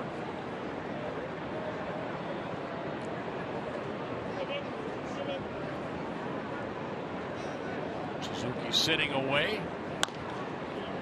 And 2-1 now. Vizquel had much better hands as a player than he does as a coach. Much better range. Looks like he could still play. It was kind of the rumor when the Tigers were struggling with shortstop that they were going to fill the position in-house, and some people thought, well, I don't know, maybe Vizquel will come out of retirement. So he could still play. 2-1. Check swing, 3-1. With a 2-run lead, the last thing Nolasco wants to do is walk anybody. J.D. Martinez, a slugging right-handed batter, hitting behind him.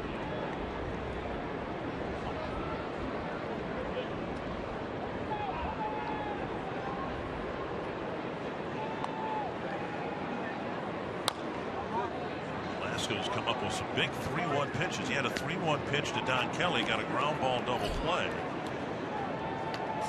I think he's only had what, three ball counts in the league? 4. Okay.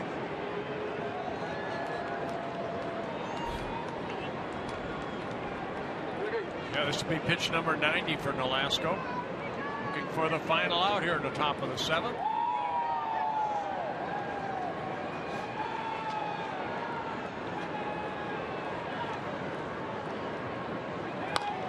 Another grounder foul.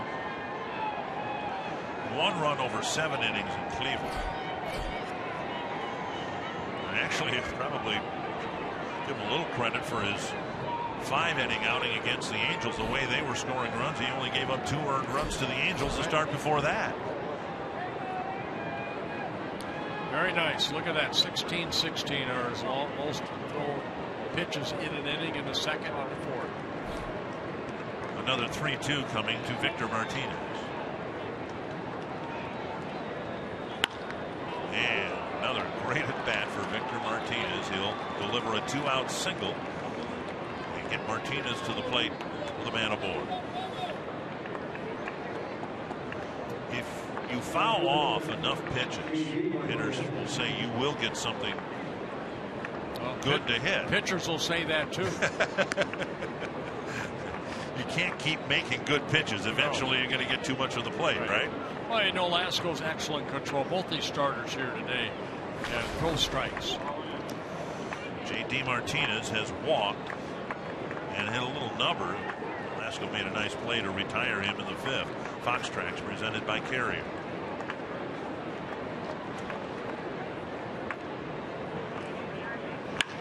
Hit hard to left field. Martinez will go to 2nd. And no further. Back-to-back singles. And the first time in the ballgame, the Tigers have had 2 base runners in 1 inning. Hey, left that breaking ball up right there. Martinez hitting it sharply in the left field. See where Suzuki wants the ball, and the ball kind of came back over the plate. Martinez, a lot of topspin on that base hit. Schaefer gets it back in. You leave one there to a slugger, you're almost relieved that it was only a single, aren't you? Well, you see how he almost got on. He got on top of that ball. He gets underneath it. That ball might be a 2-run home run. But Nolasco with 2 outs here. Kelly is 0 for 2, bounced into a double play in the 2nd and popped up to Dozier in the 5th.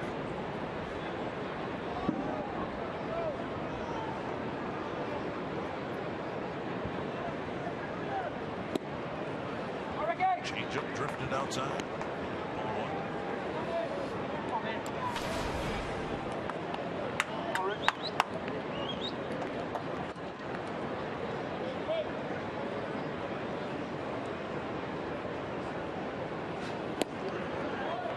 Fastball tails outside. 2-0.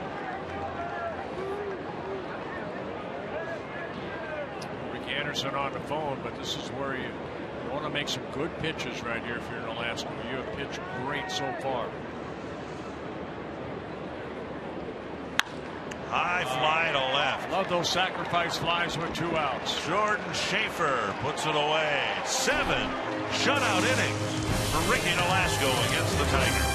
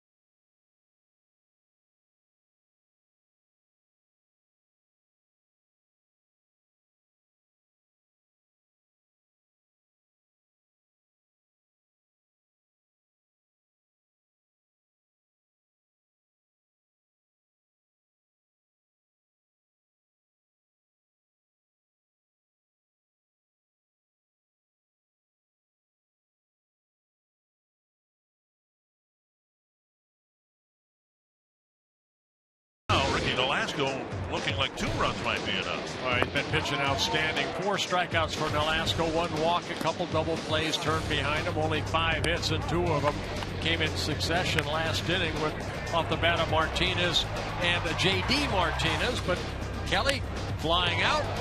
Done a good job of handling Cabrera so far. 0 for 3. Nolasco at 95 pitches, 60 for strikes. 77 pitches for Porcello. That's number 78. That's strike 1 to Eduardo Nunez. Entered the game in the early innings when Eduardo Escobar left the game with a jammed right shoulder. Nunez, in his only plate appearance, hit into a ground ball double play. It'll be Nunez, Hicks, and Schaefer. And with Escobar out, Nunez in, the Twins have about the fastest lineup they can have. All the speed guys are in there. Nunez, Hicks, Schaefer, Santana, Dozier, all run well. Nunez can get aboard here to start the 7th. And he swings at a breaking ball, and he's gone on 3 pitches instead. Strikeout number 3 for Ricky Nolasco. Excuse me, Rick Porcello. This copyrighted telecast presented by the authority of the Minnesota Twins and may not be reproduced or retransmitted in any form. And the accounts and descriptions of this game may not be disseminated without the express written consent of the Minnesota Twins. LLC. Aaron Hicks, the batter. And come back into the mound on a walk. It's a breaking ball, ball 1. Porcello never threw him a strike. Hicks walked on 4 pitches to start the 5th inning.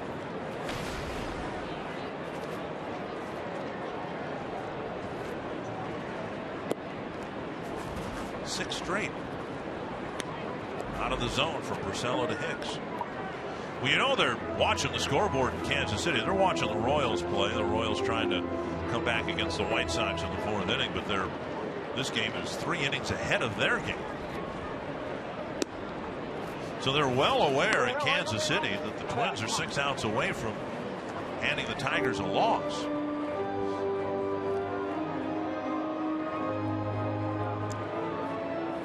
Right now the White Sox up 4-3.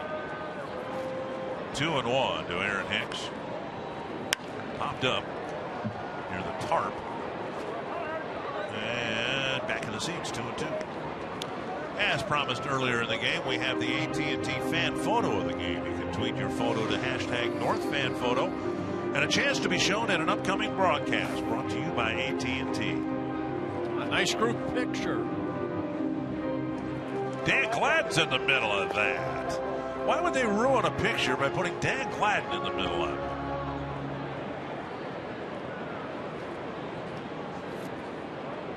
Hicks strikes out, 2 down. 2 straight strikeouts for Porcello. Now with 4 in the ballgame. There's Dan. Yeah, it's got to be an old picture because that's picture another shirt. Well, he maybe soiled the first one. Maybe he's got a backup. No. If he soiled it, he'd still be wearing it. There's Jordan Schaefer.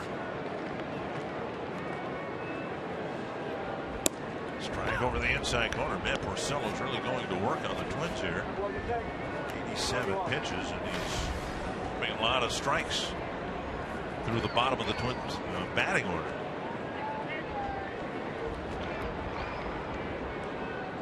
No activity in the Twins pen, so that means Nolasco will get at least the 8th inning. Inside, 1-1.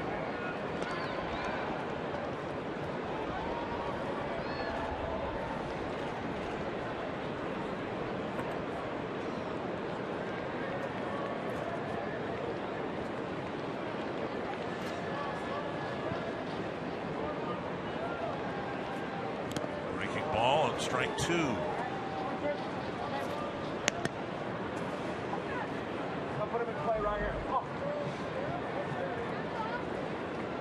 And Porcello, only 25 years old, came up in 2009, and just 20 years old, just had turned 20.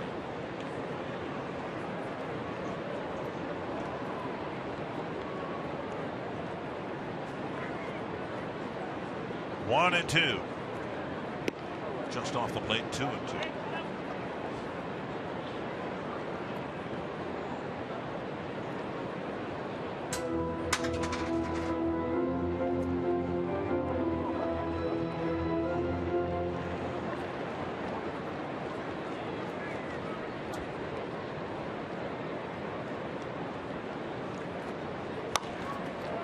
To Cabrera and a couple of hops.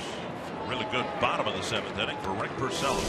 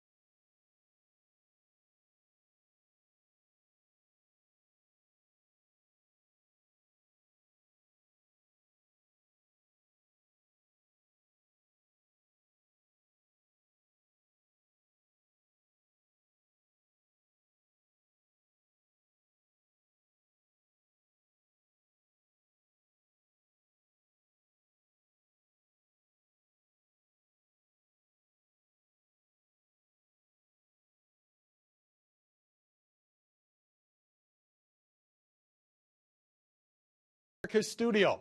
The Twins-Tigers series continues tomorrow night. Game 3 of the series between Minnesota and Detroit, and our coverage begins at 6:30 p.m. right here on Fox Sports North. And now, let's go back to Target Field. Ricky Nolasco has to pitch through the 8th inning, at least started. Casey Fiend unavailable today. He's kind of evolved into the 8th inning guy, but he's pitched 3 days in a row. And the frustration of the outing last night, Ron Gardenhire saying they really needed innings from Nolasco. I don't know that they anticipated getting potentially 8 from him. Well, hopefully he can get through 8 right here. At the bottom third of the order to pitch to, Holiday, Romine, and Davis. Swing and a miss. Holiday with a pop-up to Dozier, a ground ball to Dozier. Romine with 2 strikeouts, and Davis is 0 for 2. Yeah, Nolasco's longest outing came here against the Orioles back in on May 2nd. He lost that complete game 3-0 to the Orioles. 1-1. One other time he went 8 innings, and that was in early April, mid-April, here against the Kansas City Royals. Won that ball game 7-1.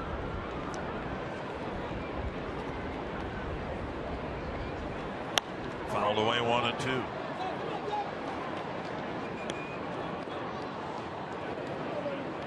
Confidence can do wonderful things for a professional athlete. I think Nolasco's probably pitching with more confidence now than he's had at any time this year. Burton getting loose in the Twins' pen. 2-2. Yeah, this situation, I think, if a runner gets on, look, maybe for Burton, Nolasco has pitched so well. Last thing you want is him to maybe, leave the ball game in a tie game. Give him a chance to win. He's pitched great. 2-2. Tapper up the line, foul. And Nolasco's been around long enough to know that too. He knows that especially if he walks somebody, that's probably going to be the end of the road for him. 100 pitches, 63 strikes, only 1 walk, 4 strikeouts, giving up only 5 hits.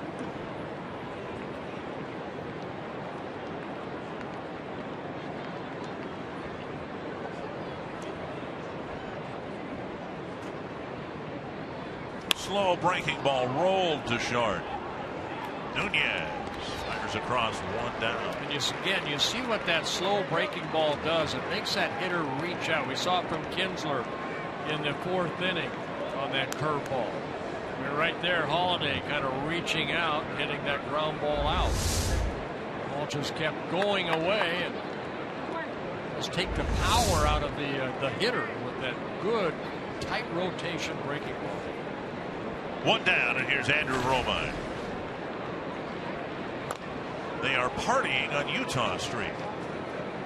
Baltimore Orioles are the American League East champions, and the Washington Nationals with rookie manager Matt Williams winning the National League East. Congratulations to both those organizations.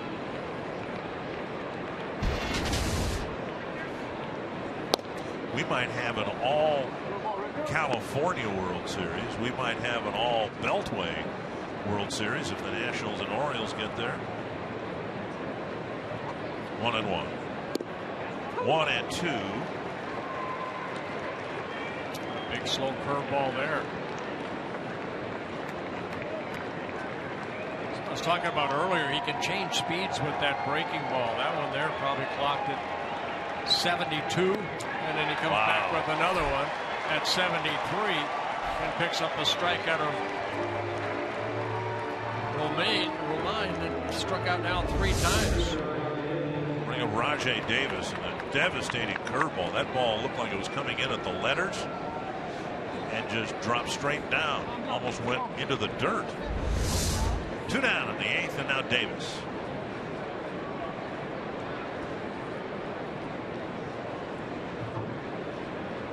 Slow breaking ball, looped foul over the screen. 1 strike.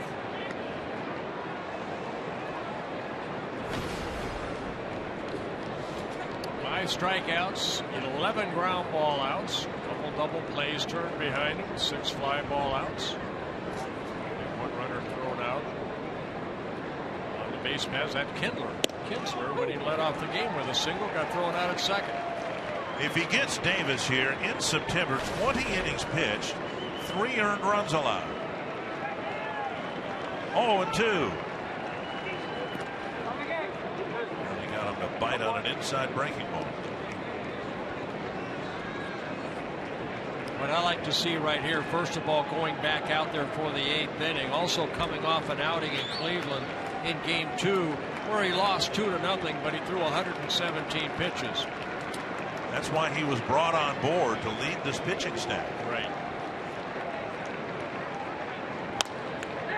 Poked into right field.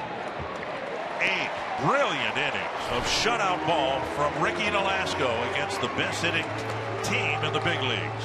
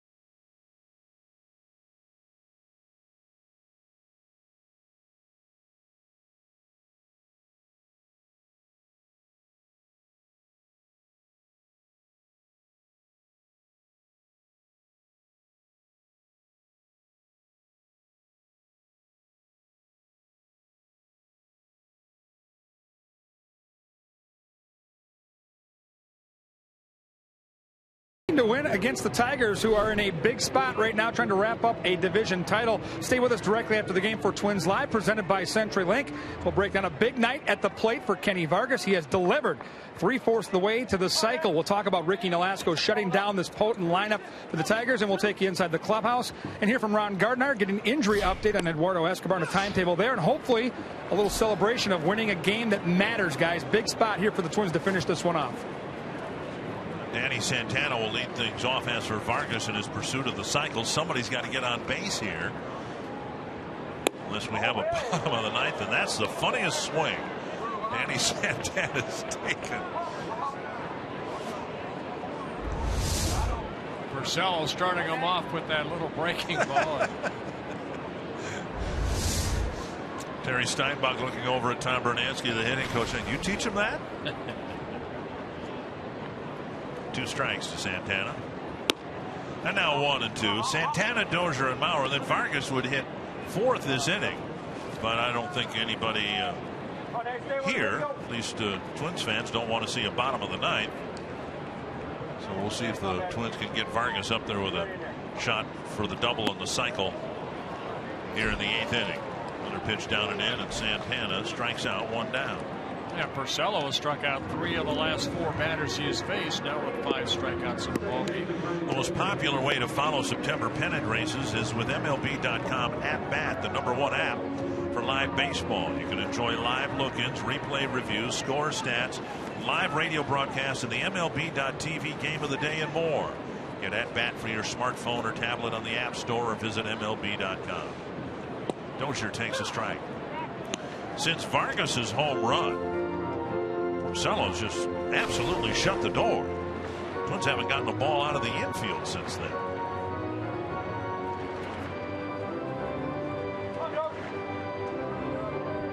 Dozier tonight, a walk, a couple of pop-ups to second.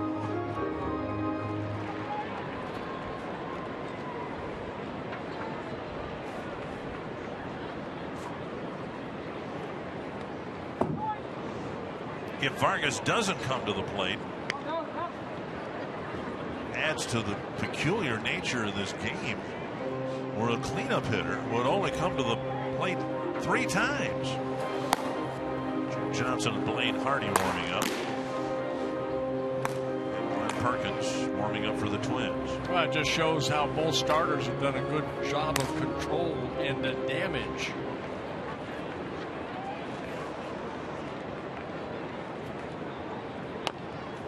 Tapper foul, 1 and 2.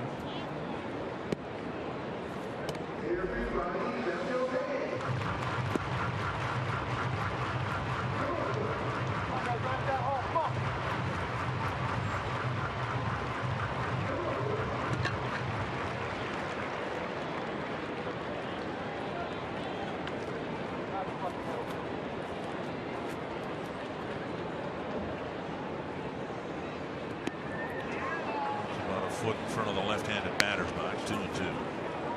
Dozier drew a walk against Porcello in the 3rd. Yeah, for Rick Porcello, this will be pitch number 100. Mauer on deck.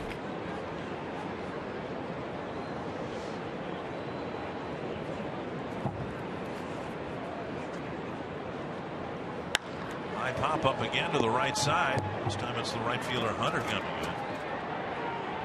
2 down, and Mauer hoping to get aboard. Back to our carsoup.com trivia question. It's got to be Rod Carew, doesn't it? I have to say Rod, yeah. 182 hits. Joe has a chance to catch him. A chance to catch him this year. Twins finish the season with 4 games in Detroit. Mauer 0 for 3 tonight, hauled out on strikes in the 1st, hit into a double play in the 3rd, and a warning track fly ball to left in the 6th. Ball 1.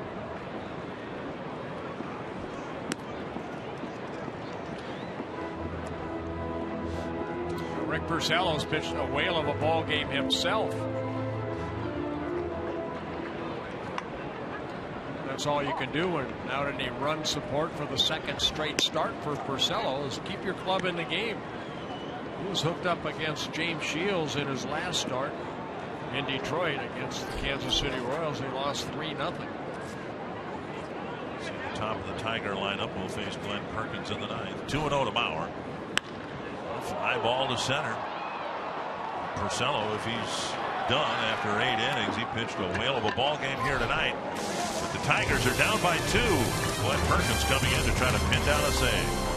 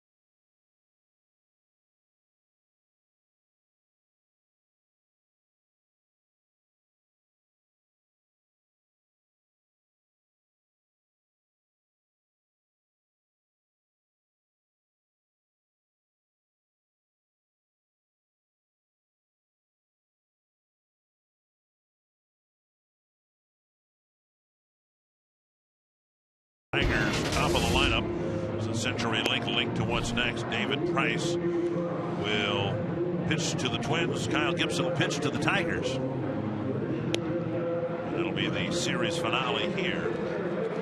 Let's hope to square this series and the season series with a win here tonight. Well, Glenn Perkins coming in. It's been a rough road here in the month of September for Perk, but he did pick up his 34th save on Sunday in Chicago. Gave up a home run to Abreu, but the Twins won the ball game 6-4. Rick Porcello can only hope that his offense helps him here, but you mentioned he pitched a great ball game. And Perkins looking for a save here for Ricky Nolasco. All-star to all-star. Perkins to Kinsler. Kinsler just 2 for 14 against Glenn Perkins. Center and hit hard. Santana back, and a running catch short of the track, 1 down. Another well hit ball. Perkins is having a tough time missing the barrel of the bat here in the final weeks of the season. Yeah, I think what we're seeing from Perk is maybe just leaving a lot of pitches up, and he doesn't have a lot of movement on that fastball, even though it's 93 to 96 at times. That slider has been missing a little bit. Hunter 3 for 11 against Perkins. And then Cabrera. Over the inside corner, strike 1. Just over 22,000 here tonight.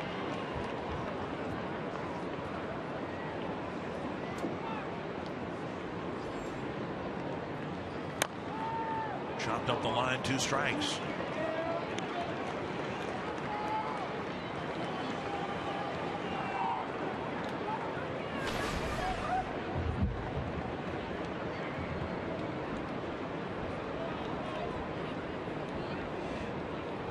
It's a big out right here at Torrey Hunter. Foul back. You don't want Cabrera to come up with a runner on. Twins lead 2-0.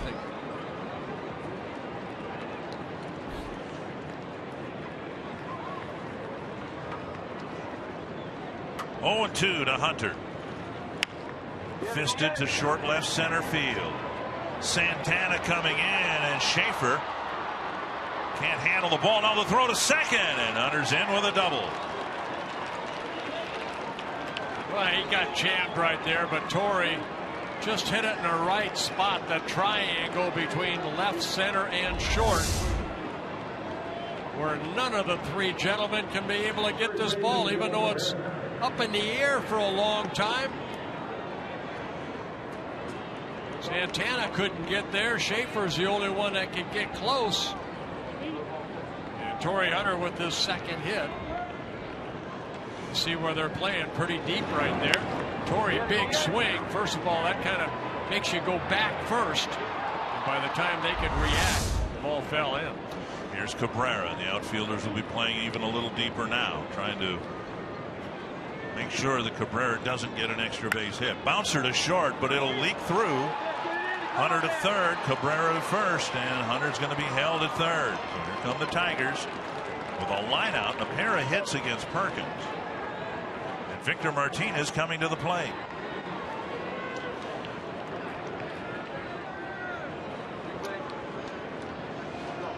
And as you said, Perkins has had a tough time pitching clean innings. In his last 8 outings, he's only pitched shutout ball 3 times. Well, this is a guy, if you can get a ground ball, you might have a double play turned behind Perk, and he's only had 2 double plays turned behind him so far this year. Cabrera comes out of the ball game. Cabrera pinch running. Victor Martinez with a ground ball to Mauer and 2 singles to right.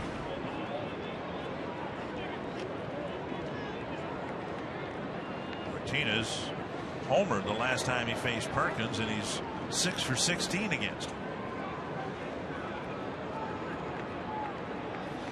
And Martinez hitting .374 as a right-handed hitter.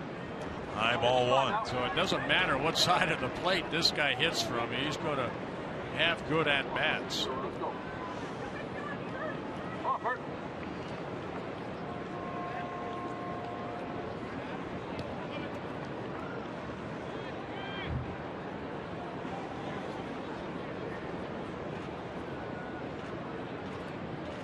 Swing and a miss. Martinez may be the most focused hitter in the American League. Brad Ausmus has commented a number of times he can't believe how incredibly focused he is. Now in the 9th inning with the tying run at first, has the ability to take that focus to a different level. 1-1.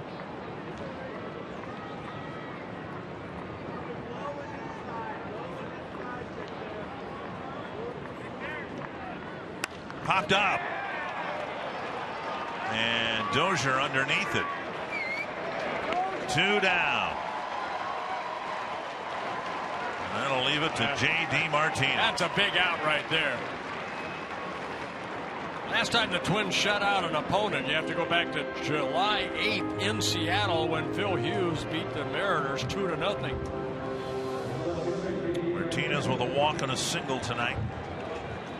Nolasco hung a curveball to him, and Martinez drilled it to left.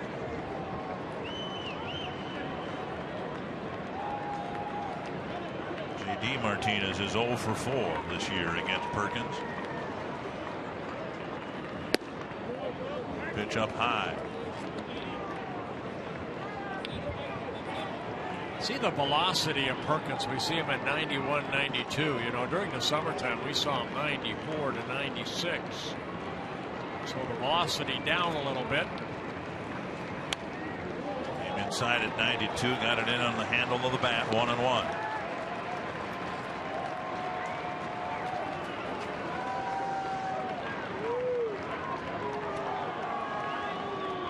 He's had the crushing defeat in Chicago. He's had a lead in the 9th inning, and Viciedo turned a loss into a win for the White Sox. 2-1.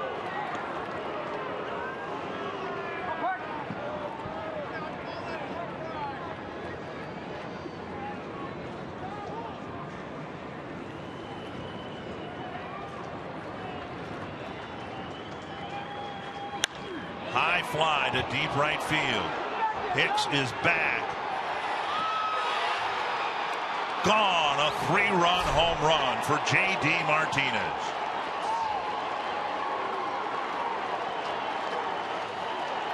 Third straight outing that Perkins has allowed a home run.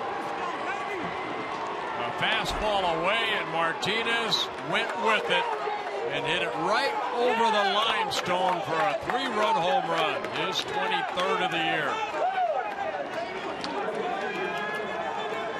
And Ricky Nolasco, a great outing.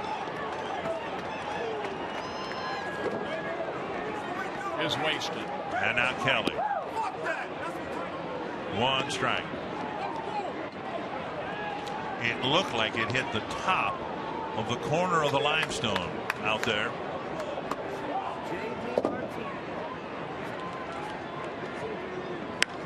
And now to short center. Nunez in the outfield grass ends it. The Twins now need a comeback. They need to score a run in the bottom of the 9th. And Vargas will have a chance for that double to start off the inning.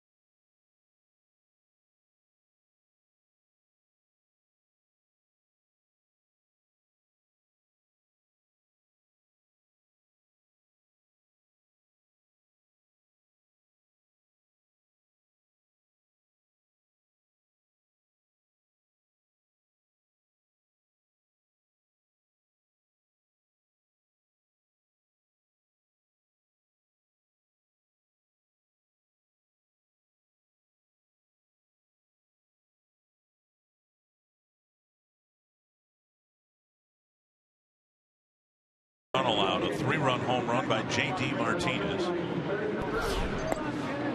And Kenny Vargas will lead off against former Twin closer Joe Nathan. It'll be Vargas, Plouffe, and Suzuki in the 9th inning, trying to somehow respond after the Tigers shut out for 8 innings, get a 3-run bomb from J.D. Martinez. Well, watch Martinez. As soon as he makes contact with this ball, puts his hand up, he knew he got it. It barely went out, but he sensed that he hit it hard enough and far enough for that 3-run home run. Look where it landed. Hit the very top of the limestone. And that's been the Tigers' week. They did it to the Royals, they did it to the Indians, and now they've done it to the Twins twice. 9th inning home runs. Vargas will try to deliver a big hit. He's a double short of the cycle, and he'll be taking on Joe Nathan, who's really struggled in his first year with the Tigers. Joe making his 58th relief appearance. 32 saves for Joe. Strike 1. The 38 saves the Tigers have. ERA very high for a closer. 1-1. Twins have the middle of the lineup. Vargas is 3 for 3. Plouffe is 0 for 3. Suzuki 1 for 3. And Vargas again just a double away from hitting for the cycle. Last one to do it, Michael Kadire. Swing and a miss. 1-2.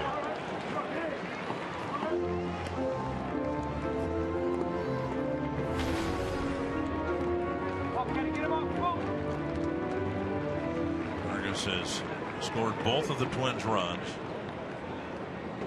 Hoping to get a board here to start the bottom of the ninth.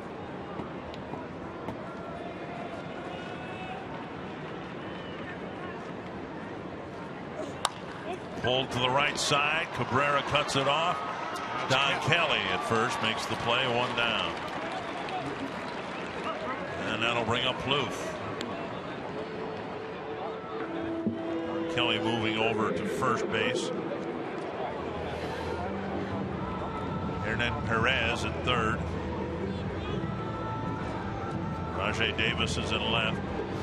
Davis goes from center to left, and Carrera stays in the game. Who pitched ran for Cabrera in center field. About the time Martinez hit his crushing 3-run home run, the Royals tied the game against the White Sox. It's 4-4 in the top of the 6th. Here is Plouffe. Just off the outside corner. Nathan's velocity is not what it was when he was in his heyday with the Twins. Well, you can see by the goatee that age has come into play. 39 years old now, Joe Nathan. He'll be 40 in September. Excuse me, November.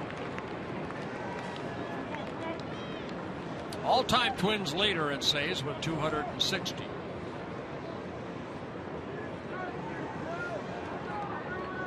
Two 2-0 to Plouffe. Strike over the inside corner. Twins have a bench tonight of Herman, Harmely, Nunez, Bernier, Fryer, and Pinto. Mercy on the bench, but unable to play with a bad back. 2-1 to Plouffe. High fastball. 2-2. That clock here in the ballpark at 90. He used to get 94, 95 regularly.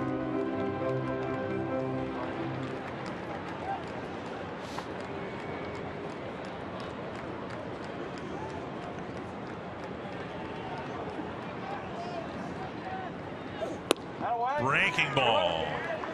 Missing down and away. 3-2 with Suzuki on deck. Yeah, see, we saw Joe when he was here. He's not only with that slider, also has a curveball. You know, you come in, sometimes closers have 2 pitches that they'll try to get you out. Joe has 4. Fastball, curveball, slider, and an occasional changeup. Foul ball. There's a slider right there. 373 career saves for Joe Nathan. Torrey Hunter in the corner of the visiting locker room here. Former teammates, of course. And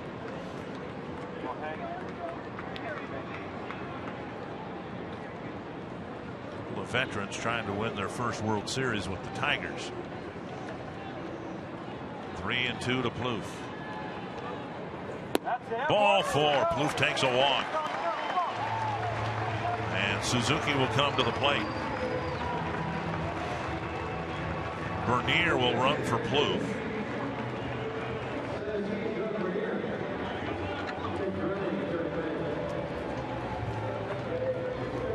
Nunez, of course, already used. He entered the game for Escobar. Otherwise, he would be used as the pinch runner here, one would think.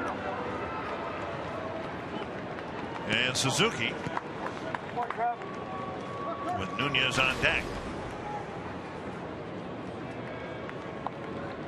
Suzuki drove in the first Twins run, back in the 4th inning with a single to left.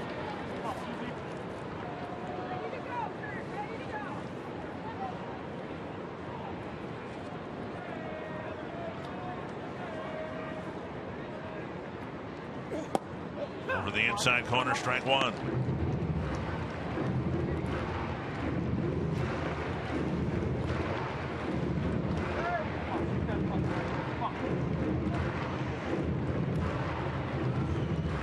Walking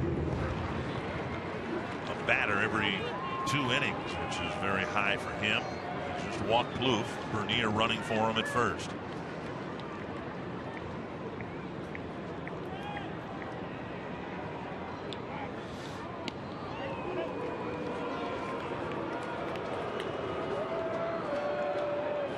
Nathan in 54 innings, 5 home runs.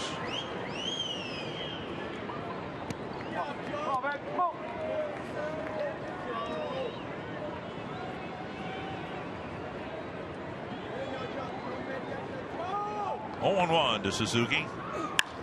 To center, hit hard.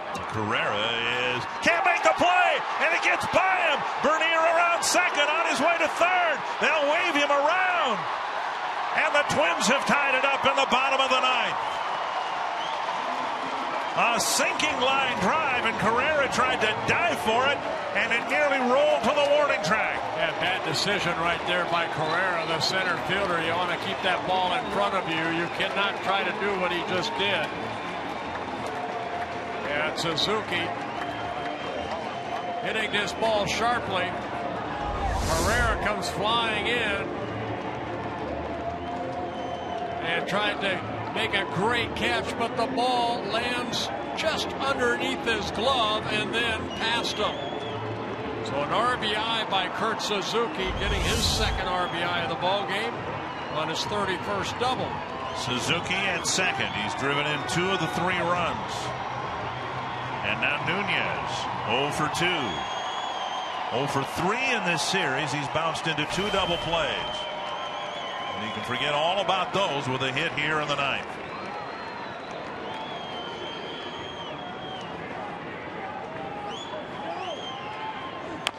Chopper foul, 1 strike.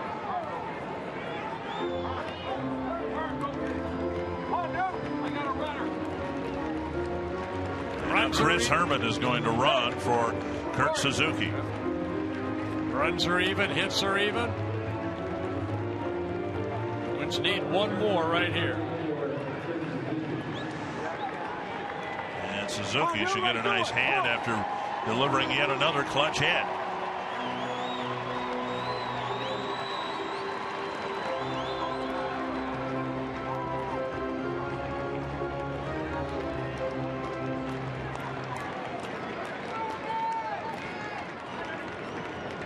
One strike to Nunez.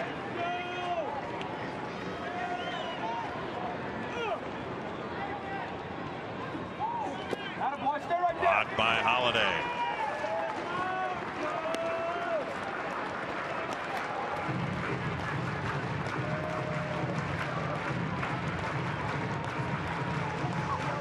Nathan issued the 1-out walk to Plouffe. Credit the batter for taking the walk.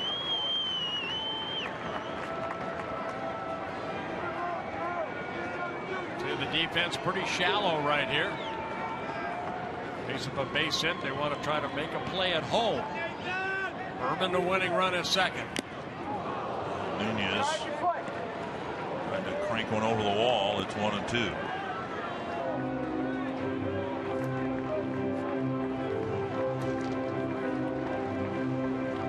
Five walk-off wins for the Twins here. 3 walk-off hits. Errors have been involved in 2 of the walk-off wins for the Twins. 1-2 to Nunez. Another nice block by Holiday. Imagine how the world would change if Holiday doesn't make either one of those blocks. And Herman advances to third with 1 out. Outfield's got to come in very short then. These are 2 awfully big blocks by the catcher. Yeah, it's a breaking ball. You saw where that landed right there. Holiday doing a good job back there.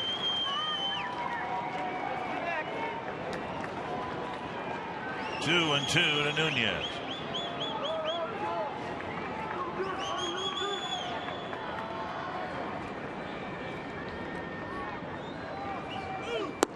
Three and 2. Hicks on deck. Good take by Nunez right there on that slider, down and away.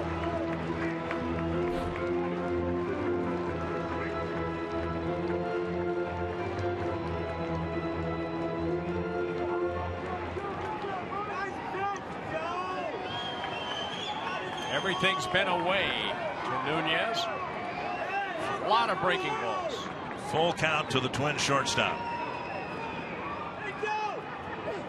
Grounder hit right to Kinsler. That's out number 2. And Herman advances, and now Aaron Hicks. Hicks has one of the walk-off hits back on May 15th against the Red Sox. A single with 2 outs in the bottom of the 10th gave the Twins a 4-3 win.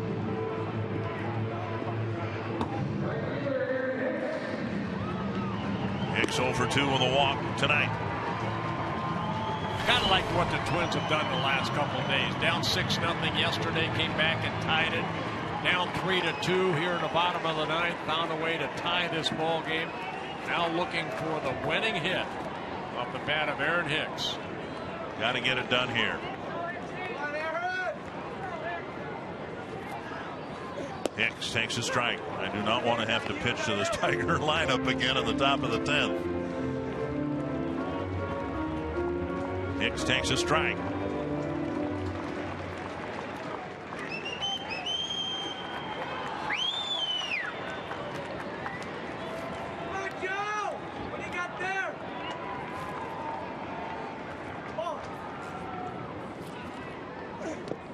Stay there. 1-1. They're blocked by the Tiger catcher.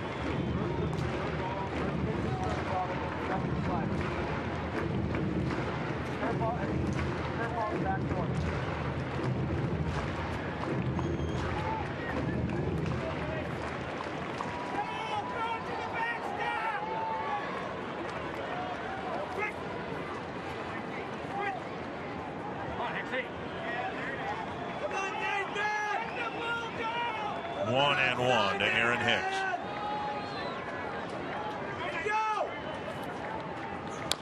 Chopper up the line, foul. The best luck the Twins have had in these situations is to hit it back to the pitcher. Soria fumbled one when he was still a member of the Rangers back at the end of May.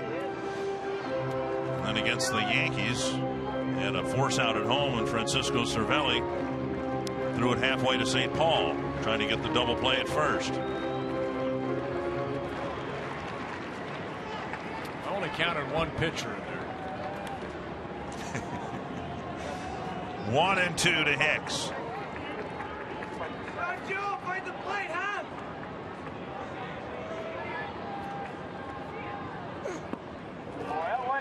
2-2.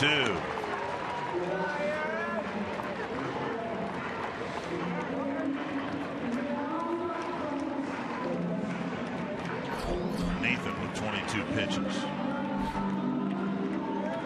One out walk has come around to score. Winning run 90 feet away. Twins need is a little flare somewhere. 2-2 to Aaron Hicks.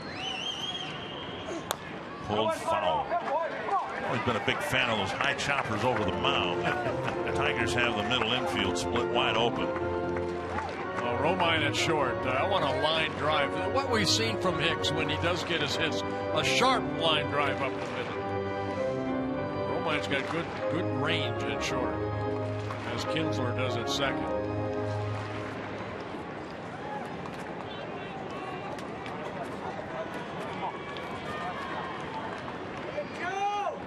Another 2-2 to Aaron Hicks.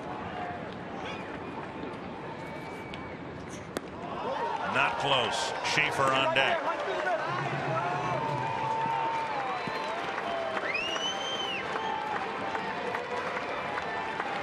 I think if and when the Tigers do go to postseason, this is going to be their biggest problem right here. Closing out games. Joe has really struggled this year. 3-2 to Aaron Hicks. High chopper over the mound. Romine to his left. Hicks has beaten it out. And the Twins beat the Tigers. How about that? There's your high chopper over the mound. What a comeback by the Twins. An absolutely gut-wrenching, deflating 3-run home run for the Tigers. And they come back to score 2 in the bottom of the ninth. Aaron Hicks getting mobbed, but he loves it. Suzuki with the double. The misplay in center field by Carrera. And the Twins finally catch a break in the late innings and overcome a potentially disastrous at bat by J.D. Martinez. Second time that Aaron Hicks has helped the Twins win a ball game late. right back up the middle. Romine got over there, but Hicks hustling out of that box, and his speed beats it out.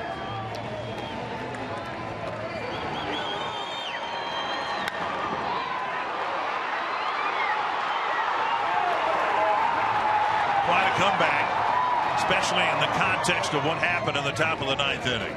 Very nice to see. This is a Twins team that was behind 6-0 to Max Scherzer last night and could very easily have won that ball game. And Hicks got it done, his second walk-off hit for the Twins. I mentioned earlier, you like to fight what you've seen the last couple nights for the Twins. Kevin Vargas with Aaron Hicks, who's just delivered his second walk-off hit of the year. Yeah, nothing more fun than the walk-off hit. Second time this year, Aaron, you've had a chance to do that. What was the game plan against former Twin Joe Nathan, and how did you get it done? For me, just try to stay through the middle, try to battle, and make sure I had a good pitch to hit, and get through some tough pitches over in the at-bat. So I made it kind of tough, and then got high and away fastball. Just try to slap it up the middle and run away. Emotional games, all of baseball is watching because of where the Tigers are. Last night, you come back from a 6-0 deficit against the Cy Young winner to eventually lose it in heartbreaking fashion. Tonight, looks like you're going to win. Nolasco's brilliant, and all of a sudden, here you are down again. What does this say about your baseball team, the way you came back and won tonight? Just keep battling. That's the way we've been doing it, and that's the way we need to be. And just to kind of just win more games. Sorry, I'm a little tired. But yeah, just keep playing hard and do what we can to score runs. You're a young player trying to find a spot in this lineup for next year. Clutch hit tonight from the left side, which is important because the whole switch hitting situation earlier, and obviously it helped you because of the speed you showed out of the left side of the box. Where are you at right now as a player, and how excited are you to make a contribution like this? I feel good, feel confident, and it's always good to help your team win, and it felt good for it to come from the left side. Congratulations, catch your breath and go in the clubhouse and enjoy this one, bud. Thank you. The pride of San Pedro, California. Anthony gets it done. Aaron Hicks, his second walk-off winner of this season. His infield hit allows the Twins to win it in the bottom of the 9th. We'll show you how the Twins emerge victorious. We'll preview the series finale, and we'll hear from Gardy next on Twins Live.